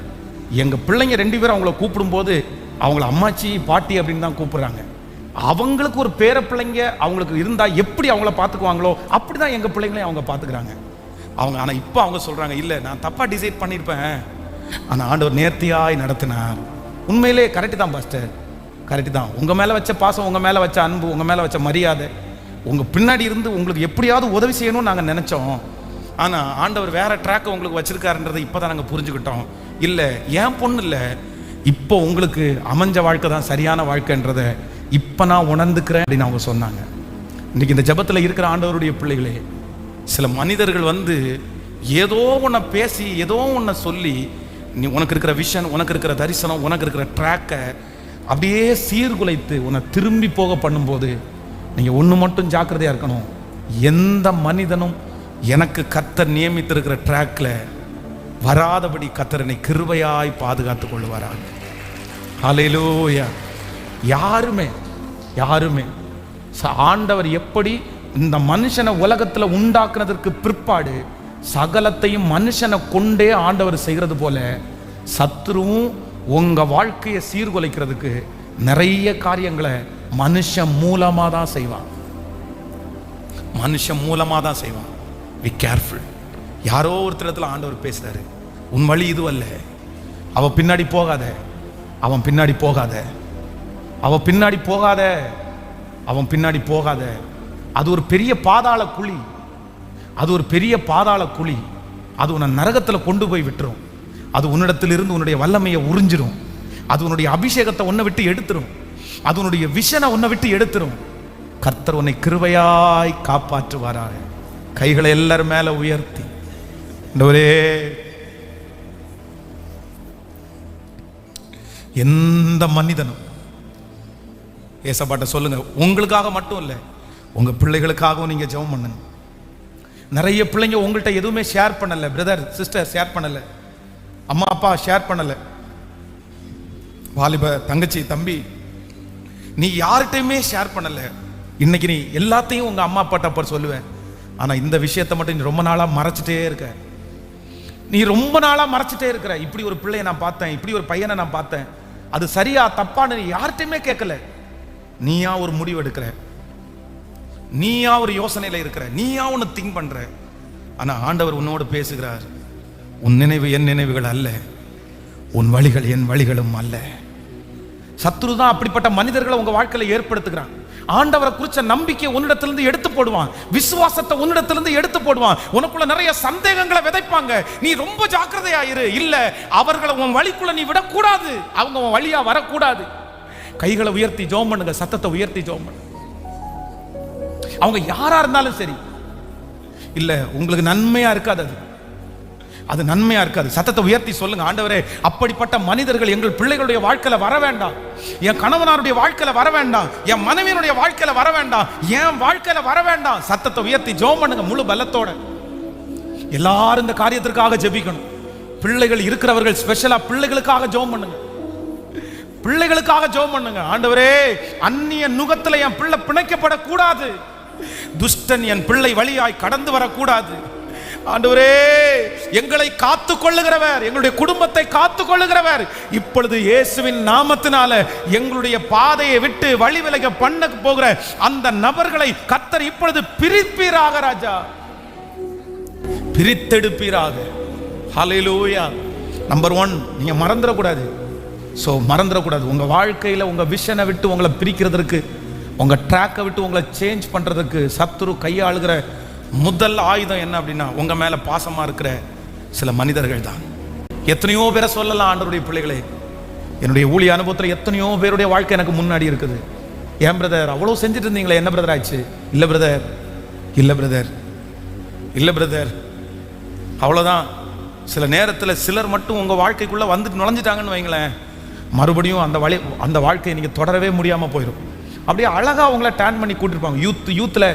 யூத்தில் இன்சார்ஜா இருந்த எத்தனை பிள்ளைங்க, யூத் மீட்டிங் நடத்தின எத்தனை பிள்ளைங்க, சர்ச்சில் ஊழியக்காரராக இருந்த ஊழியக்காரருடைய பிள்ளைங்க எத்தனை பேர், மூப்பர்களுடைய பிள்ளைங்க எத்தனை பேர் தங்களுடைய வழிகளில் யாராவது ஒருத்தர் குறுக்க பிடிச்சி அவங்களை இழுத்ததுனால போக வேண்டிய விஷயம் அடையாமல் எத்தனை பேர் பின்னாடி வந்தாங்க தெரியுமா? மகளே, இன்னைக்கு ஆண்டவர் உனக்காக பேசுறார். உன் மேல ஆண்டவர் ரொம்ப பாசம் வச்சிருக்கிறார். மகனே, உன் மேல ஆண்டவர் ரொம்ப பாசம் வச்சிருக்கிறாரு. இல்ல, அது மட்டும்தான் வாழ்க்கைன்னு நினைக்காத. ஆண்டவர் உன்னை குறித்து வச்சிருக்கிற திட்டம் ரொம்ப பெருசு. உன் நினைவு அவர் நினைவு அல்ல. எனக்கு நீங்க போதும் ஆண்டவரே, நீங்க நியமிச்சது எனக்கு போதும் ஆண்டவர். அது அழகா இருந்தாலும், அசிங்கமா இருந்தாலும், அது குறைவா இருந்தாலும், நிறைவா இருந்தாலும், உங்க ட்ராக்ல உங்க கூட ஓடுறதற்கு எந்த குதிரை தேவைன்னு உங்களுக்கு தெரிகிறத விட என் தகப்பனுக்கு நன்றாய் தெரியும், ஆண்டவருக்கு நன்றாய் தெரியும். நிச்சயமாகவே அது உனக்கு கர்த்தர் செய்வார். கர்த்தர் அதை உனக்கு மீட்டு தருவார். கர்த்தர் உன்னை அந்த இடத்துல வைப்பார். அது எவ்வளவு பெரிய சூழ்நிலைகளா இருந்தாலும் அதை கர்த்தர் மாற்றுவதற்கு அவர் வல்லமை உள்ள தேவன். ஹல்லேலூயா. நம்பர் 2, இரண்டாவதாக நம்முடைய ட்ராக்ல இருந்து நம்மளை பிரிக்கிற இரண்டாவது மிகப்பெரிய சக்தி. வேகமாய் வாசிக்கலாம். 2 சாமுவேல் 15ஆம் அதிகாரத்தினுடைய 2வது வசனம். மேலும் அப்சலோம் காலைதோறும் எழுந்திருந்து பட்டணத்து வாசலுக்கு போகிற வழி ஓரத்திலே நின்று கொண்டு எவனாகிலும் தனக்கு இருக்கிற வழக்கு முகாந்திரமாய் போகும்போது அவனை அழைத்து, நீ எந்த ஊரான் என்று கேட்டான். அவன், உமது அடியான் இஸ்ரவேல் கோத்திரத்தில் ஒன்று கடந்த இன்னான் ஊரான் என்றால், அப்பொழுது அப்சலோம் அவனை நோக்கி, இதோ உன் காரியம் நேர்மையும் நியாயவுமாய் இருக்கிறது, ஆனாலும் ராஜாவினிடத்திலே உன் காரியத்தை விசாரிப்பார் ஒருவரும் இல்லை என்பான். கவனிங்க ஆண்டவருடைய பிள்ளைகளை. நம்பர் 2, இரண்டாவது, இந்த இடத்துல அப்சலோம் என்கிற மனுஷனை குறித்து வாசிக்கிறோம். கர்த்தர் அவனை எப்படி உண்டாக்குனார் அப்படின்னா, உச்சம் தலை முதல் உள்ளம் கால் வரைக்கும் அவனுக்கு என்ன இல்லையாமாமா? பழுதே இல்லை. கவனிங்கள், எல்லாரும் கவனிங்கள். உச்சம் தலை முதல் உள்ளங்கால் வரைக்கும் பழுதே இல்லாதவன் அப்சலோம். அவனை பார்த்தாலே ஒரு அட்மாஸ்பியர், அவனை பார்த்தாலே ஒரு சந்தோஷம், அவனை பார்த்தாலே ஒரு நல்ல ஒப்பீனியன். கவனிங்க, எல்லா ஆண்டவருடைய பிள்ளைகளும் கவனிங்க. நீங்க நிறைய பேர் உங்களை பார்க்கும்போது உங்க மேல ஒரு ஒப்பீனியன் உங்களுக்கு வரணும். அந்த மாதிரி ஆண்டவருடைய பிள்ளைகள் இருக்கணும். இதில் ரொம்ப ஜாக்கிரதையா பார்த்துக்கணும். நீங்க என்ன பண்ணிடக்கூடாது அப்படின்னு சொன்னா, சில பிள்ளைகளை பார்த்து, நீ ரொம்ப அழகா ஹேர் கட் பண்ணணும், நீ முடி வெட்டிரு, நீ இந்த மேல் சட்டையுடைய பட்டனை நீ போட்டுக்கோ, நீ நல்லா அழகு அப்படின்றது நன்றாக்கி. அழகுன்றது என்ன? தமிழ்நாட்டுக்காரங்க இந்தியாக்காரங்களுடைய வழக்கத்தின்படி அழகுன்றது என்ன? வெள்ளைன்றதான் அழகு. நிறைய பேருக்கு வெள்ளையா இருந்தா அழகு, கருப்பா இருந்தா. ஆனா உண்மையான அழகுன்றது வெள்ளை கருப்பு கிடையாது, சுத்தம் தான் அழகு. பக்கத்துல கையை பிடிச்சி சொல்லுங்க, கருப்பா இருந்தாலும் வெள்ளையா இருந்தாலும் சுத்தம்தான் அழகே தவிர கருப்பு வெள்ளை கேட்க. இங்க எல்லாம் அடிச்சு இப்போ சர்ச்சில் ஃபுல்லா ஒயிட்டை பாக்குறீங்க, நிறைய ஒயிட். இந்த ஒயிட் அழகா? கேட்கல, சத்தமா சொல்லுங்க. ஒயிட் அழகா? ஒரு வாரம் தாண்டி இந்த செவர் முழுக்க பிளாக் அடிக்கிறோம். பிளாக் அழகா? 90க்கு மேல இருக்கிறவங்க எல்லாம் கொஞ்சம் யோசிப்பீங்க. 90 கிட்ஸுக்கு கீழே இருக்கிற 2K கிட்ஸ் இருக்குல்ல, பாஸ்டர் வேற லெவல் பாஸ்டர். நான் கலரு பிளாக் அடிச்சு அந்த லைட்டை கொடுக்குறீங்க பாருங்க, சும்மா உள்ள தேட்டருக்குள்ள வந்த மாதிரி இருக்கு பாஸ்டர். என்ன எஃபெக்ட்? அப்போ வயசானவங்களுக்கு அழகு இல்லை, வயசு குறைஞ்சவங்களுக்கு. அப்போ இப்ப சொல்லுங்க, கருப்பு அழகா வெள்ளை அழகா? ரெண்டையுமே உங்க கண்ணுல அவ்வளவு வெள்ளைய அடிச்சு வச்சு அங்கங்க அழுக்க வச்சிருந்தா, என்னதான் ஒயிட் அடிச்சாலும் அந்த செவர் உங்க பார்வைக்கு என்ன இல்லை. ஆனா கருப்பே அடிச்சாலும் சுத்தமா வச்சிருந்தா கண்டிப்பா அது நமக்கு என்னவாதான் தெரியும். அதனால கருப்பா இருக்கிறவங்க கஷ்டப்படவும் வேண்டாம், வெள்ளையா இருக்கிறவங்க பெருமைப்படவும் வேண்டாம். ஆக மொத்தத்தில் 2 பேரும் சுத்தமா இருந்தாலே நீங்க என்னதான். அப்போ அழகுன்னு சொல்லும் போது உங்களுக்கு கலர் ஞாபகம் வரக்கூடாது. ஹலோ, அழகுன்னு எடுத்தாலே நம்ம ஆட்களுக்கு என்னதான் ஞாபகம் வருது? உண்மைதானங்க. ஆனா கலர் ஞாபகம் வரக்கூடாது. எதுதான் ஞாபகம் வரணும்? சுத்தம் தான் ஞாபகம் வரணும். இந்த அப்சலோம் உச்சம் தலை முதல் உள்ளங்கால் வரைக்கும் ஒரு பழுதும் இல்லாதிருந்தானா. என் முகம் ரொம்ப அசிங்கமா இருக்கு, கேவலமா இருக்கு அப்படின்னு பசங்க நிறைய பேர் திட்டிட்டே இருப்பாங்க காலேஜில். அப்போ என்னுடைய 21 நாள் உபவாச ஜபத்தில் ஒரு 40 ஜப குறிப்பில் ஒரு முக்கியமான ஜப குறிப்பு என்ன எழுதி வச்சிருக்கிறேன்னா, என் முகத்தை பார்த்தா பிடிக்கிற அளவுக்கு இருக்கிற மாதிரி ஒரு கிருபையை கொடுங்க ஆண்டவரேன்னு எழுதி வச்சிருக்கிறேன். உண்மையிலே இப்போ என் ஜப குறிப்பை எடுத்து பார்த்தாலும் என் டைரியில் அது இருக்குது. ரொம்ப சரி, நம்மளை பார்த்த உடனே முகம் சொல்லிச்சிடக்கூடாதே, அதனால பார்த்த உடனே சரி இவருடைய பிரசங்கத்தை ஒரு டைம் கேட்கலாம் அப்படின்ற முக அழகை யார் தான் நமக்கு தரணும்? இதுக்கெல்லாம் ஜோம் பண்ணுவீங்களா பாஸ்டர்னு கேட்டால் நமக்கு வேற என்ன தெரியும்? நம்ம போய் ஃபேர் அண்ட் லவ்லியா வாங்கி போட முடியும்? நமக்கு இருக்கிற ஒரே மருந்து ஜபம். ஜபத்தினால முடியாதது பார்க்குற அளவுக்கு இருக்கிறேன்னு நினைக்கிறேன். ஆமாம், உண்மை தானே? அப்போ இந்த அப்சலோம் அரச பதவியில ஏறுவதற்கு, ராஜ பதவியில ஏறுவதற்கு சகல கிருபை அவனுக்கு இருக்குது. ஆனா கொஞ்சம் அவனுடைய ட்ராக்லேயே போய் அவசரப்படாம காலத்திற்காய் காத்திருந்தால் மட்டும் போதுமானது. ஆனா இந்த அப்சலோம் என்ன தப்பு பண்ண அப்படின்னு சொன்னா, இவனுக்கு பெரிய பேராசை, ரொம்ப பெரிய பேராசை. இல்ல, அப்பா இருக்கும் போதே ராஜ பதவியில ஏறணும்னு நினைச்சான். அப்பா காலம் முடியட்டும்பா, முடிஞ்சதுக்கு அப்புறம் அது நமக்கு தான், கர்த்தர் நமக்கு தருவார், நம்ம அதுக்காக ஆயத்தமாவோம், ரெடி ஆகும் அப்படின்னு நினைக்கல. சில நேரங்களில் நம்முடைய பாதையை விட்டு நம்மை எடுத்து போடுகிற, ட்ராக்கை சேஞ்ச் பண்ற ரெண்டாவது மிகப்பெரிய ஆயுதம் என்ன தெரியுமா? பேராசை. பக்கத்தில் இருக்கிற கையை பிடிச்சி சொல்லுங்க, பேராசை வேண்டாம். என்ன வேண்டாம்? ஆண்டவர் சில நேரத்தில் மெதுவாய் தான் வளர்த்துவார், அழகாய் வளர்த்துவார், சரியாய் வளர்த்துவார். 25 பவன் நகை இருக்குது, 1.5 லட்சம் ரூபாய் தான் கேட்குறாங்க. ஐயா டீச்சர், அம்மா டீச்சர், பர்ஃபெக்டான டீச்சர், மேக்ஸ் டீச்சர்.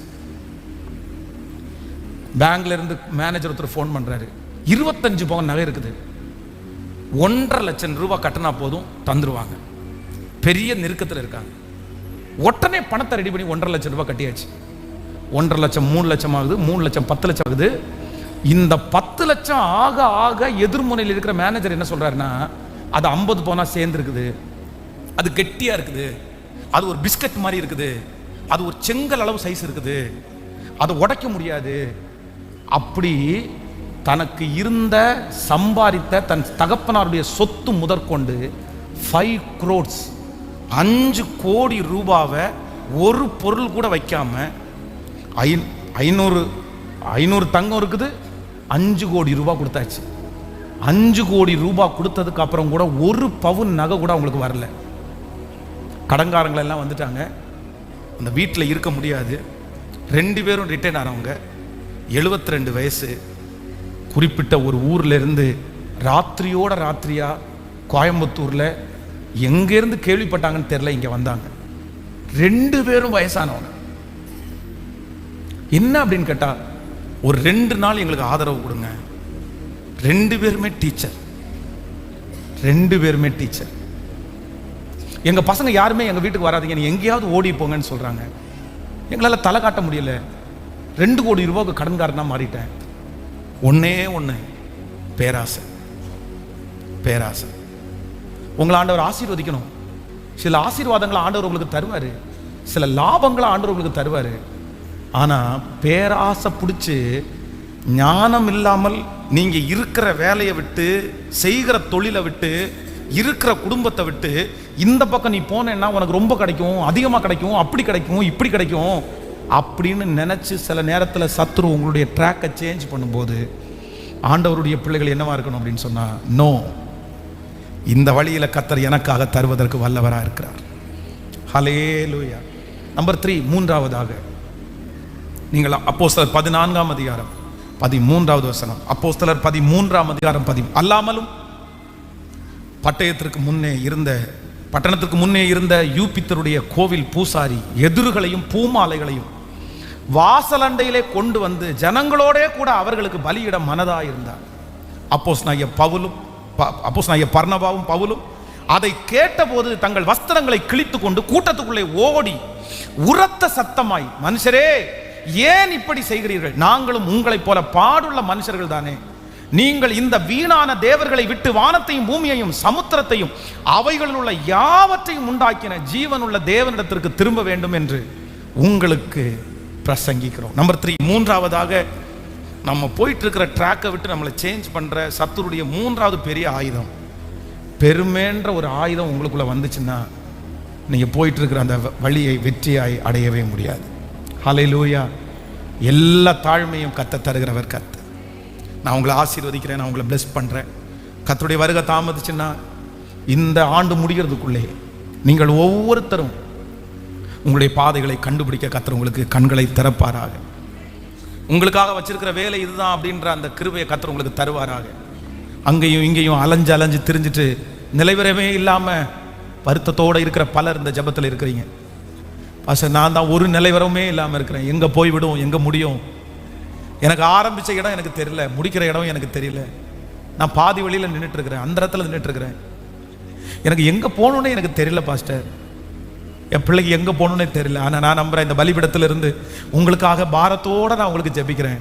ஆண்டவர் இன்னைக்கு ஒண்ணு செய்ய போறாரு. உங்க கரத்தை பிடிச்சு, உங்க வலது கரத்தை பிடிச்சு தடுமாறி கொண்டிருக்கிற ஆட்டுக்குட்டியை காணாமல் போன ஒரு ஆட்டுக்குட்டியை, ஹல்லேலூயா, மந்தையிலிருந்து தவற விட்ட அந்த ஆட்டுக்குட்டியை கர்த்தர் தேடி போய் கண்டுபிடித்து, ஏதோ ஒரு வாலிப தம்பி, ஏதோ ஒரு வாலிப தங்கச்சி, பாஸ்டர் இந்த வார்த்தை முழுக்க முழுக்க எனக்காக தான் பாஸ்டர். என் ட்ராக்கை விட்டு நான் ரொம்ப தூரம் போயிட்டேன், என் பாதையை விட்டு நான் ரொம்ப தூரம் போயிட்டேன், கர்த்தர் எனக்கு வச்சிருந்த விஷனை விட்டு நான் ரொம்ப தூரம் போயிட்டேன் பாஸ்டர். நான் ரொம்ப தூரம், நான் என்னமோ எங்கேயோ இருக்கேன். உண்மையிலே நீங்க சொல்றது எல்லாம் உண்மைதான். நான் அந்த லைன்ல இல்லை, நான் அந்த லைன்ல இல்லை. ஆனா ஒண்ணு மட்டும், ஆண்டவரே, காணாமல் போன ஆடாகிய என்னை நீ தேடுவீராக. கைகளை உயர்த்தி மறுபடியும் ஆண்டவர் உன்னை கொண்டு வர போறார் மகனே, மறுபடியும் அவர் உன்னை கொண்டு வர போறார். சத்தத்தை உயர்த்தி, இயேசுவே, கர்த்தர் உன்னை மறுபடியும் கொண்டு வர போறார். இங்க இருக்கிற நிறைய வாலிப தம்பிகளுக்கு, தங்கச்சிகளுக்கு, இந்த சத்தத்தை கேட்கிற வாலிப தம்பி தங்கச்சி, கர்த்தர் புது விஷனை கர்த்தர் தர்றாரு. கேளுங்க, முழு பலத்தோட கேளுங்க. காணாமல் போன ஆடாகி என்னை தேடுவீராக. பெரியவங்க நிறைய பேர் கேங்க, எனக்கு 50 வயசு பிரதர் பாஸ்டர், எனக்கு 50 இயர்ஸ், 50 வயசு, ஆனா எனக்குரிய அந்த ட்ராக்கை நான் இன்னும் கண்டுபிடிக்கவே இல்லை பாஸ்டர். 50 இயர்ஸ், 50 வருஷத்தை தாண்டிட்டேன், ஆனா இன்னும் ஒண்ணுல கூட நான் நிலைவரமே இல்லை. இன்னும் எனக்குள்ள வாழ்க்கை என்ன, எனக்குள்ள வேலை என்ன, எனக்குள்ள சம்பாத்தியம் என்ன, நான் கண்டுபிடிக்கவே இல்லை. ஆனா நான் இந்த பிரசங்கம் பண்ணி கொண்டிருக்கும் போதே உங்களுக்காக நான் கர்த்தருடைய சமூகத்துல திறப்புல நிக்கிறேன்.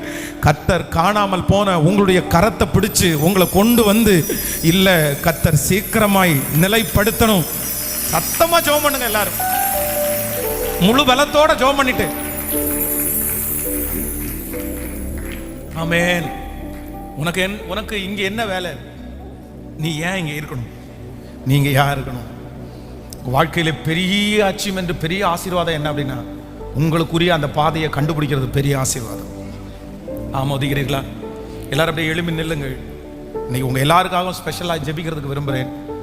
ஆன்லைன்ல இருக்கிற ஆண்டவருடைய பிள்ளைகள் கூட கண்டிப்பாக நீங்கள் ஜெபியுங்கள். இன்னைக்கு ஜெபிக்கணும். இன்னைக்கு இந்த கூட்டத்தின் முடிவில் கர்த்தர் நிறைய பேருடைய கரத்தை பிடிச்சு, ஆமென், நான் உனக்கு போதித்து நீ நடக்க வேண்டிய வழியை உனக்கு காட்டுவேன், உன்மேல் என் கண்ணை வைத்து உனக்கு, சொல்லுங்க பார்க்கலாம் எல்லாரும் கையை உயர்த்தி 10 டைம் இந்த வசனத்தை சொல்லுங்க. நான் உனக்கு போதித்து நீ நடக்க வேண்டிய வழியை உனக்கு காட்டுவேன், உன்மேல் என் கண்ணை வைத்து உனக்கு ஆலோசனை. சொல்லுங்க, எல்லாருமே சொல்லுங்க. Thank you Holy Spirit. Thank you Jesus. Thank you Jesus. Thank you Jesus. Thank you Jesus. Thank you Jesus. Thank you Holy Spirit. என்னுடைய பாதையை எனக்கு காண்பிக்கிறவர் கர்த்தர். என்னுடைய பாதையை எனக்கு காண்பிக்கிறவர் கர்த்தர். என் பாதையை எனக்கு காண்பிக்கிறவர் கர்த்தர். என்னை கொண்டு போய் நிற்க வைக்கிறவர் கர்த்தர். என்னை கொண்டு போய் உட்கார வைக்கிறவர் கர்த்தர். நான் வைக்கிற அடிகளை உறுதிப்படுத்துகிறவர் கர்த்தர். என்னுடைய காலை சரியான இடத்துல ஊன்றதற்கு, என் காலை சரியான இடத்துல கொண்டு போய் நிலைநாட்டுவதற்கு என் காலடிகளை உறுதிப்படுத்துகிற கர்த்தர். ஆண்டவரே, என்னுடைய கால்கள் உங்க கரத்துல, என் கால்கள் உங்களுடைய கரத்துல. எல்லாரும் என்ன கொஞ்சம் கவனிங்க பார்க்கலாமே. ஆண்டவருடைய பிள்ளைகளே, தம்பிங்க எல்லாருமே, தம்பிங்களும் தங்கச்சிகளும் இன்னைக்கு ஆராதனை முடிச்சதுக்கு பிறகு ஒரு 5 மினிட்ஸ் என் கூட நீங்க கண்டிப்பா எல்லாரும் சேர்ந்து ஜெபிக்கிறதுக்கு நான் ஆசைப்படுறேன். வாலிப தம்பிகள், ஒரு 40 இயர்ஸ், 40 வருஷம் வயசுக்கு கீழே இருக்கிற எல்லாருமே கண்டிப்பா இந்த ஆராதனை முடிச்சுட்டு ஒரு 10 மினிட்ஸ் வந்து என் கூட இருந்து நீங்க ஜெபம் பண்ணணும்னு விருப்பப்படுறேன். என்ன அப்படின்னா, உங்களுக்கென்று கர்த்தர் கொடுத்திருக்கிற அந்த பாதையில நீங்க காலடி எடுத்து வச்சாதான் உங்க வாழ்க்கை ஃபுல்ஃபில் ஆகும், உங்களுடைய வாழ்க்கை முழுமை பெறும். இப்ப பாருங்களேன், இந்த சத்தத்தை கேட்கிற நீங்க எத்தனை பேர் இன்னைக்கு இறந்தா எத்தனை பேர் சந்தோஷமா இறப்பீங்க? எத்தனை பேருக்கு மகிழ்ச்சியோட இறக்க முடியும்? நிறைய பேருடைய இருதயம் அங்கலாச்சு தான் இறக்கும். ஐயோ, நான் ஒண்ணுமே செய்யலையே, நான் ஒண்ணுமே பண்ணலையே, நான் என்ன பண்ணினேன்? இவ்வளவு வாய்ப்பு, இவ்வளவு ஆசீர்வாதத்தை கொடுத்து எதுவுமே பண்ணலையே. ஆனா உண்மையிலே இந்த பலிபீடத்தில் இருக்கிற நான் சொல்றேன், இப்ப நான் இந்த இடத்துல மரிச்சு போனேன்னா கூட நான் எப்படி போவேன் அப்படின்னு சொன்னா, சந்தோஷத்தோட ஆண்டவரே நன்றியப்பா, இவ்வளவு நாளும் நீ எனக்கு கொடுத்த வாழ்க்கைக்காக நன்றி, ஊழியத்திற்காக நன்றி, பயன்படுத்துறதற்காக நன்றி, எனக்கு எல்லாத்தையும் பார்க்கறதுக்கு கிருபை தந்ததற்காக நன்றி. நான் சந்தோஷம்ப்பா. ஏன் இந்த காரியம்னா, நீங்க ஒரு இடத்துல என்ன பண்ணணும்னா, நீங்கள் நிலைப்படுத்தப்படணும். 40 வருஷம் அலையலாம் பிரதர், திரியலாம் பிரதர், ஆனா கர்த்தர் உங்களை நிலைப்படுத்தணும்ல. அது சிலரால கண்டுபிடிக்கவே முடியாது, உங்க ட்ராக்கை கண்டுபிடிக்க முடியாது.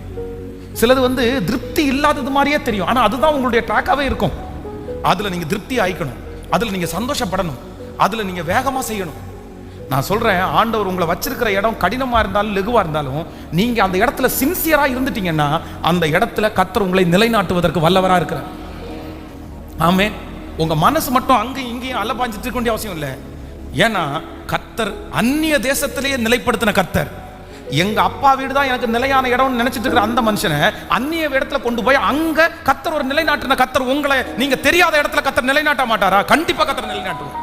ஆனா நீங்க என்ன பண்ணணும்னா அந்த பாதையை, உங்க அப்பா போன பாதையை நீங்க போகக்கூடாது, உங்க அம்மா போன பாதையை நீங்க போகக்கூடாது. நீங்க ஒரு ஸ்பெஷல், நீங்க ஒரு ஸ்பெஷல். உங்களோட அந்த சாபங்கள் முழுவதுமாய் முறியடிக்கப்படணும். நீங்க வாழ்ந்து காட்டணும், நீங்க நின்று காமிக்கணும், நீங்க நின்று காமிக்கணும். அதுதான் உங்களுக்கு பெரிய ஆசீர்வாதம். உங்க அம்மா அப்பா உங்களை பார்த்து ஆனந்த கண்ணீர் வடிக்கணும். உங்க பிள்ளைகளை குறித்து சந்தோஷப்படுகிற ஒரு வாழ்க்கையை கர்த்தர் உங்களுக்கு தரணும். எனக்கு இதெல்லாம் ஆதங்கமா இருக்குது, இதெல்லாம் நான் பேசி பேசி உங்களுக்காக ஜெபம் பண்றேன். ஹல்லேலூயா. ஆயிரக்கணக்கான பிள்ளைகளை வருஷம் 10,000கணக்கான பிள்ளைகளை கூட நான் பார்க்குறேன். ஆனா தூரத்தில் இருக்கிற, வெளியூர்ல இருக்கிற, வெளிநாடுகளில் இருக்கிற பிள்ளைங்க எல்லாம் என்ன பார்த்து, அண்ணே உங்க நீங்க ஜெபம் பண்ண ஜெபம், நீங்க சொன்ன வார்த்தை என்ன ரொம்ப மாத்திருச்சு, கர்த்தர் என்ன ரொம்ப மாத்திட்டாரு அப்படின்னு சொல்றாங்க. உங்க மூலமா ஆண்டவர். அவங்க எல்லாம் அவ்வளோ பெரிய சாட்சியை சொல்லும் போது நீங்க ஏன் பிள்ளைங்க, எங்க மடிகளிலே வளர்க்கப்பட்டவர்கள். இங்க இருக்கிற பிள்ளைங்க நிறைய பேர் என் கையினாலே தூக்கி இருக்கிற பிள்ளைங்க கூட இருக்கிறீங்க. நீங்க நிறைய பேர் என்கிட்ட வந்து சேர்ந்தது குட்டியில கொஞ்சமா, அவ்வளோதான், உங்களை கையில தூக்குற அளவுக்கு நிறைய பிள்ளைங்க நீங்க வந்து சேர்ந்தீங்க. ஒருவேளை ஆண்டவருடைய வருகை தாமதிச்சு என்னை உயிரோட வச்சா உங்களுக்கு கல்யாணம் கூட என் கையினால தான். உங்களை சின்ன வயசுலேருந்தே பார்த்து ஒரு வாழ்க்கையை ஆயத்தப்படுத்துகிற அளவுக்கு என்னை வச்சிருப்பாருன்னு நினைக்கிறேன். ஆனால் நீங்க நல்லா இருக்கணும்னு நான் ரொம்ப விரும்புகிறேன். அந்த சாட்சியை நீங்க சொல்லணும்னு நான் விரும்புகிறேன். இவ்வளோ பெரிய சத்தியத்தை கேட்டு இவ்வளோ நல்ல திருச்சபையில் நீங்கள் கட்டப்பட்டுட்டு நீங்கள் அப்படி வழியே தெரியாமல் போகிறத நான் விரும்பவே இல்லை. அதனால தான் ரொம்ப ஆதங்கப்படுறேன், ரொம்ப நான் ஜெபம் பண்ணுறேன். ஆண்டவர் உங்களை கிருபையாய் நேர்த்தியான வழியில் நடத்துவாராங்க. எதுக்கும் ஆசைப்படாதீங்க, எதையும் ரொம்ப விதமாக எடுத்தாதீங்க. ஃபுல் அண்ட் ஃபுல், முழுக்க முழுக்க உங்கள் சிந்தையில் ஆவிக்குரிய விஷயம் மட்டும், மாமிச பிரகாரமாக யோசிக்காதீங்க. ஸ்பிரிச்சுவல். நடத்துவார், அவர் நடத்துவார், அவர் நடத்துவார், அவர் நடத்துவார். ஆமேன் சொல்லுங்கள். எல்லாரும் கைகளை உயர்த்தி. காணாமல் போன ஆடுகளை தேடுகிற கர்த்தர். இந்த சத்தத்தை கேட்கிற பிள்ளைகள் எந்த ஊர்ல இருந்தாலும், எந்த நாட்டில் இருந்தாலும், என் முகத்தை டைரக்டா நீங்க பார்க்கலன்னா கூட ஆவியானவர் என் மூலமா உங்களோட பேசிக்கொண்டே இருக்கிறார். இல்ல, ஆண்டவர் நிறைய பேரை கொண்டு வருவேன்னு வாக்கு கொடுக்கிறார். நான் அதை என்னுடைய எண்ணத்தினாலே நான் பார்க்கிறேன். ஆண்டவரே, அதோ தடுமாறி கொண்டிருக்கிற அந்த வாலிபன், தடுமாறி கொண்டிருந்த அந்த பிள்ளை, தடுமாறி கொண்டிருந்த என் பிரதர், தடுமாறி கொண்டிருக்கிற என் சிஸ்டர், எங்க போகணும்னே தெரியல, எங்க பண்ணணும்னே தெரியல, பிடுங்கி பிடுங்கி நடப்படுகிற அந்த பிள்ளை, நிலையில்லாமல் அலைகிற அந்த பிள்ளை, அதுவா இதுவான்னு அப்படியே ஆண்டவரே அங்கலாச்சிட்டே இருக்கிற அந்த பிள்ளை, நான் உனக்கு போதித்து நீ நடக்க வேண்டிய வழியை உனக்கு காண்பிப்பேன் என்று வாக்கு கொடுத்த தேவனே, இப்பொழுது என்னுடைய பிள்ளையினுடைய கரத்தை பிடித்து அவர்களுக்கு நியமிக்கப்பட்ட அந்த ஓட்டத்தில், அந்த ட்ராக்ல இப்ப என்னுடைய பிள்ளைய நீங்க நிக்க வைக்கிறதற்காக உமக்கு ஸ்தோத்திரப்பா. வாங்க ஆண்டவரே, வாங்க. நான் வானத்துக்கு ஏறினாலும் நீ அங்கதானே பார்ப்பீங்க, நான் பாதாளத்துக்கு படுக்க போட்டாலும் அங்கேயும் உங்களுடைய கரம் என்ன தேற்றும் இல்ல. ஆண்டவரே, யோபு சொன்னது மாதிரி இல்ல, நான் போகும் வழியை அவர் அறிவார், நான் போகும் வழியை அவர் அறிவார், அவர் என்னை சோதித்த பிறகு பொன்னாக விளங்குவேன். ஏசப்பா, நான் போகிற வழி எனக்கே தெரியல, நான் போகிற வழி எனக்கே தெரியல, என் பிள்ளை போகிற வழி எனக்கே தெரியல, நல்லதா கெட்டதா தெரியல, ஆனா நாங்க போகிற வழியை நீங்க அறிஞ்சிருக்கிறீங்க இல்லப்பா, அறிஞ்சிருக்கிறீங்க இல்லப்பா. சின்ன பிள்ளைங்க மேல உங்க வல்லமை இறங்கட்டும், டீன்ஸ் பிள்ளைங்க மேல உங்க வல்லமை இறங்கட்டும், நான் பார்த்து பார்த்து வளர்ந்த பிள்ளைங்க மேல உங்க வல்லமை இறங்கட்டும் ஆண்டவரே, பார்த்து பார்த்து வளர்ந்த பிள்ளைங்க மேல உங்க வல்லமை இறங்கட்டும். குட்டியிலே பார்த்ததுப்பா, இவ்வளவு பெருசா வளர்ந்து நிக்கிறாங்கப்பா. ஆனா என்னமோ தெரியல, அவங்களுக்குள்ள இன்னும் நீர் உள்ள போனீரா, உங்களை பற்றி பிடிச்சிட்டாங்களா, உங்களை நேசிக்கிறாங்களா தெரியல, அப்பாவுக்காகவா அம்மாவுக்காகவா தெரியல, ஆனா உங்களை உறுதியாய் பற்றி பிடிச்சு உங்க ட்ராக்ல ஓடுறதற்கு கர்த்தர் இப்பொழுது ஆண்டவரே ஜெபிக்கும் போதே உங்க கரத்தை எங்க பிள்ளைங்க மேல இப்பொழுது வர்ஷிக்க பண்ணு. ஹalleluya, ஹalleluya. நான் வானத்திற்கு ஏறினாலும் அங்கே இருக்கிறீர், பாதாளத்தில் படுத்தாலும் அங்கும் இருக்கிறீர். நான் வானத்திற்கு ஏறினாலும் அங்கே இருக்கிறீர். பாதாளத்தில் படுத்தாலும் அங்கும் இருக்கிறீர். நினைவுகளை எல்லாம் அறிவி, என்னை முற்றும் அறிந்திருக்கின்றீர். என் நினைவுகளை எல்லாம் அறிவி, அப்பா என்னை முற்றும் அறிந்திருக்கின்றீர். கைகளை மேல தட்டி, அறிந்தவரே, என்னை அறிந்தவரே, சத்தமாய் பாடி, அறிந்தவரே, என் நாவில் சொல் புறக்கு முன்னே அறிவி, உம் கரத்தை என் மேல் வைக்கிறீர். என் நாவில் சொல் புறக்கு முன்னே அறிவி, உம் கரத்தை என் மேல் வைக்கிறீர். ஓ அப்பா, உந்தன் அன்பை எண்ணி வியக்கின்றேன். சமூகத்தை விட்டு எங்கே ஓடுவேன்? அப்பாவும் அன்பை எண்ணி வியக்கின்றேன். சமூகத்தை விட்டு எங்கே ஓடுவேன்? கைகளை மேல தட்டி, உம் சமூகமே வேண்டும் தேவனே, உம் சமூகமே வேண்டும் தேவனே. நான் அமர்ந்தாலும் எழுந்தாலும் என்னை அறிவு, நடந்தாலும் படுத்தாலும் சூழ்ந்து இருக்கின்றீர். நான் அமர்ந்தாலும் எழுந்தாலும் என்னை அறிவு, நடந்தாலும் படுத்தாலும் சூழ்ந்து இருக்கின்றேன். நினைவுகளை எல்லாம் அறிவி, என்னை முற்றும் அறிந்திருக்கின்றேன். அப்பனே, நினைவுகளை எல்லாம் அறிவி, என்னை முற்றும் அறிந்திருக்கின்றேன்.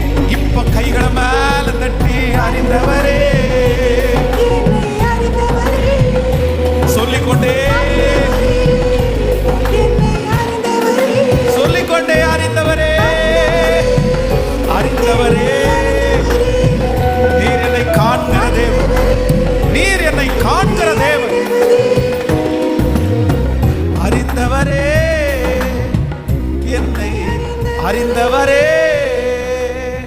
ஹல்லேலூயா. உங்களுக்காக யாருக்காவது ஜெபிக்கணும்னு ஆசைப்படுறவங்க, பாஸ்டர் உண்மையிலே என்னுடைய பிள்ளையை நினச்சி எனக்கு ரொம்ப கவலையாக இருக்குது, ரொம்ப கவலையாக இருக்குது. என் பெரிய பிள்ளையை நினச்சி, சின்ன பிள்ளையை நினச்சி, அவள் எப்படியாவது அவளுடைய ட்ராக்கில் அவள் ஓடிடணும், கன்ஃபியூஸ்டாகவே இருக்கா. எனக்கே கன்ஃபியூஸ்டாக இருக்குது. என் பிள்ளை என்ன என்ன என்ன ஒருவேளை நான் இப்போ 60 வயசு 50 வயசு ஆச்சு, பட் இது வரைக்கும் நான் ஒரு இடத்துல நிலைப்படுத்தவே இல்லை. என் வாழ்க்கையை நான் திருப்தியாகவே வாழலை. ஏதோ வாழ்ந்தேன், சந்தோஷமாக வாழ்ந்தேன், சம்பாதிச்சேன். ஆனால் எனக்கு ஒரு ஃபுல்னஸ், ஒரு ஃபுல்ஃபில் எனக்கு இல்லவே இல்லை. ஆனால் இதுவே என் பிள்ளைக்கும் தொடருமோன்னு பயமாக இருக்குது. எனக்காக ஜெபிக்கணும்னு யாராவது இருந்தால், ஃபஸ்ட்டு உங்களுக்காக ஜெபிக்க போகிறேன், பேரண்ட்ஸுக்காக, பெற்றோர்களுக்காக ஜெபிக்க போகிறேன். உடைய கைகளை மட்டும் உயர்த்தி கொள்ளுங்கள். என் பிள்ளைக்கு ஒரு ட்ராக் அமையணும்னு நான் ரொம்ப வேண்டிக்கிறேன், நான் ரொம்ப ஜெபம் பண்ணுறேன். என் பிள்ளை ஒரு உறுதியான இடத்துல கண்டிப்பாக இருக்கணும் பாஸ்டர். அவனை கத்த நிலைப்படுத்தணும், அவளை கத்த நிலைப்படுத்தணும். எனக்கு ரொம்ப பயமாக இருக்குது பாஸ்டர். அவன் எங்கே தடுமாறிடுவானோ, விழுந்துருவானோ, அவன் ட்ராக் வித்தியாசமாக போயிருமோ, அவனுக்கு என்ன டிசைட் பண்ணுறது? அப்படியே கைகளை உயர்த்தும் போது, தகப்பனே தகப்பனே தகப்பனே தகப்பனே தகப்பனே தகப்பனே தகப்பனே, தன்னுடைய பிள்ளைக்காக துக்கத்தோட, என் பிள்ளைக்கு பதிலாக நான் இறந்தா நல்லா இருந்திருக்குமேன்னு சொல்லி அந்த பாடையை பிடிச்சிட்டு, செத்து இருக்கிறது உன் பிள்ளை, மரிச்சிருக்கிறது உன் பிள்ளை, அதனால நீ கல்லறை தோட்டத்துக்கு வரக்கூடாது, நீ வரக்கூடாது, நீ வீட்டுக்கு போ அப்படின்னு நிறைய பேர் துரத்தினாலும் அந்த பாடையை பிடிச்சிட்டு அதுக்கு பின்னாடி அழுதுட்டு, இல்லை என் பிள்ளைய போடுற குழிக்குள்ள எனக்கு என்னையும் போட்டுருங்க, என்னையும் போட்டுருங்க, நான் எதுக்கு வாழணும்? என் பிள்ளை இல்லாமல் நான் ஏன் வாழ்கிறேன்? அப்பாவையும் இழந்துட்டேன், என் பிள்ளையும் இப்போ இழந்துட்டேன், இனி எனக்கு யார் இருக்கா? நான் இனி வீட்டுக்கு போய் யாருக்காக வீட்டுக்கு போகிறேன்? அந்த தெருவில் அப்படியே அழுதுகிட்டே போன அந்த அம்மாவை பார்த்த உடனே கர்த்தர் மனதுருகி பாடையை தொட்டு, வாலிபனே எழுந்துரு, நீ ஜெபிக்கல, சுத்தி இருக்கிற யாருமே ஜெபிக்கல. ஆனா இந்த அம்மாவுடைய அழுகை என்னால தாங்க முடியல, துக்கம் தாங்க முடியல. அப்படி அந்த தாயாருக்காக மனம் இறங்கினவர் நீங்க தானே அப்பா. இப்போ இப்போ இப்போ எங்க பரிசுத்தத்தை உங்களுக்கு முன்னாடி நாங்க வைக்க முடியாது ஆண்டவரே. அழுக்கான கந்த ஆண்டவரே, எங்க நீதியை உங்களுக்கு முன்னாடி நாங்க வைக்கவே முடியாது ஆண்டவரே. எங்க கை பண்ணின துரோகம் ரொம்ப பெருசு, எங்க கண்ணு பண்ணின துரோகம் ரொம்ப பெருசு, எங்க மாம்சம் பண்ணின துரோகம் ரொம்ப பெருசு. ஆனா அதெல்லாம் சொல்லி நான் இப்படியெல்லாம் வாழ்ந்தேன், எனக்கு நன்மை செஞ்சுங்கன்னு நாங்க ஒன்றும் சொல்ல முடியாது ஆண்டவரே. எங்கள் கைகள் அக்கிரமமான கைகள், எங்க கைகள் பாவமான நிறைந்த கைகள். ஆனாலும் உங்களுடைய இரக்கத்திற்கு இப்பொழுது நாங்க கெஞ்சுகிறோம். இங்க வடிக்கிற ஒவ்வொரு தாயாருடைய கண்ணீரும், இங்க வடிக்கிற ஒவ்வொரு தகப்பனாருடைய கண்ணீரும், இந்த சத்தம் எங்கெல்லாம் அப்பான்னு கூப்பிடுதோ அந்த பிள்ளைகளுக்கு என்று நீ நியமித்திருக்கிற அந்த பாதை ராஜா ராஜா ராஜா, இப்போ இப்போ இப்போ உன்னையும் உன் பிள்ளைகளையும் ஒரு உறுதியான இடத்துல நான் ஆணியாய் கடாவுவேன், உன்னை நிலைப்படுத்துவேன். நான் உனக்கு முன்னே போய் கோணல உனக்கு நான் செவ்வையாக்கி உன்னை நடத்துவேன்.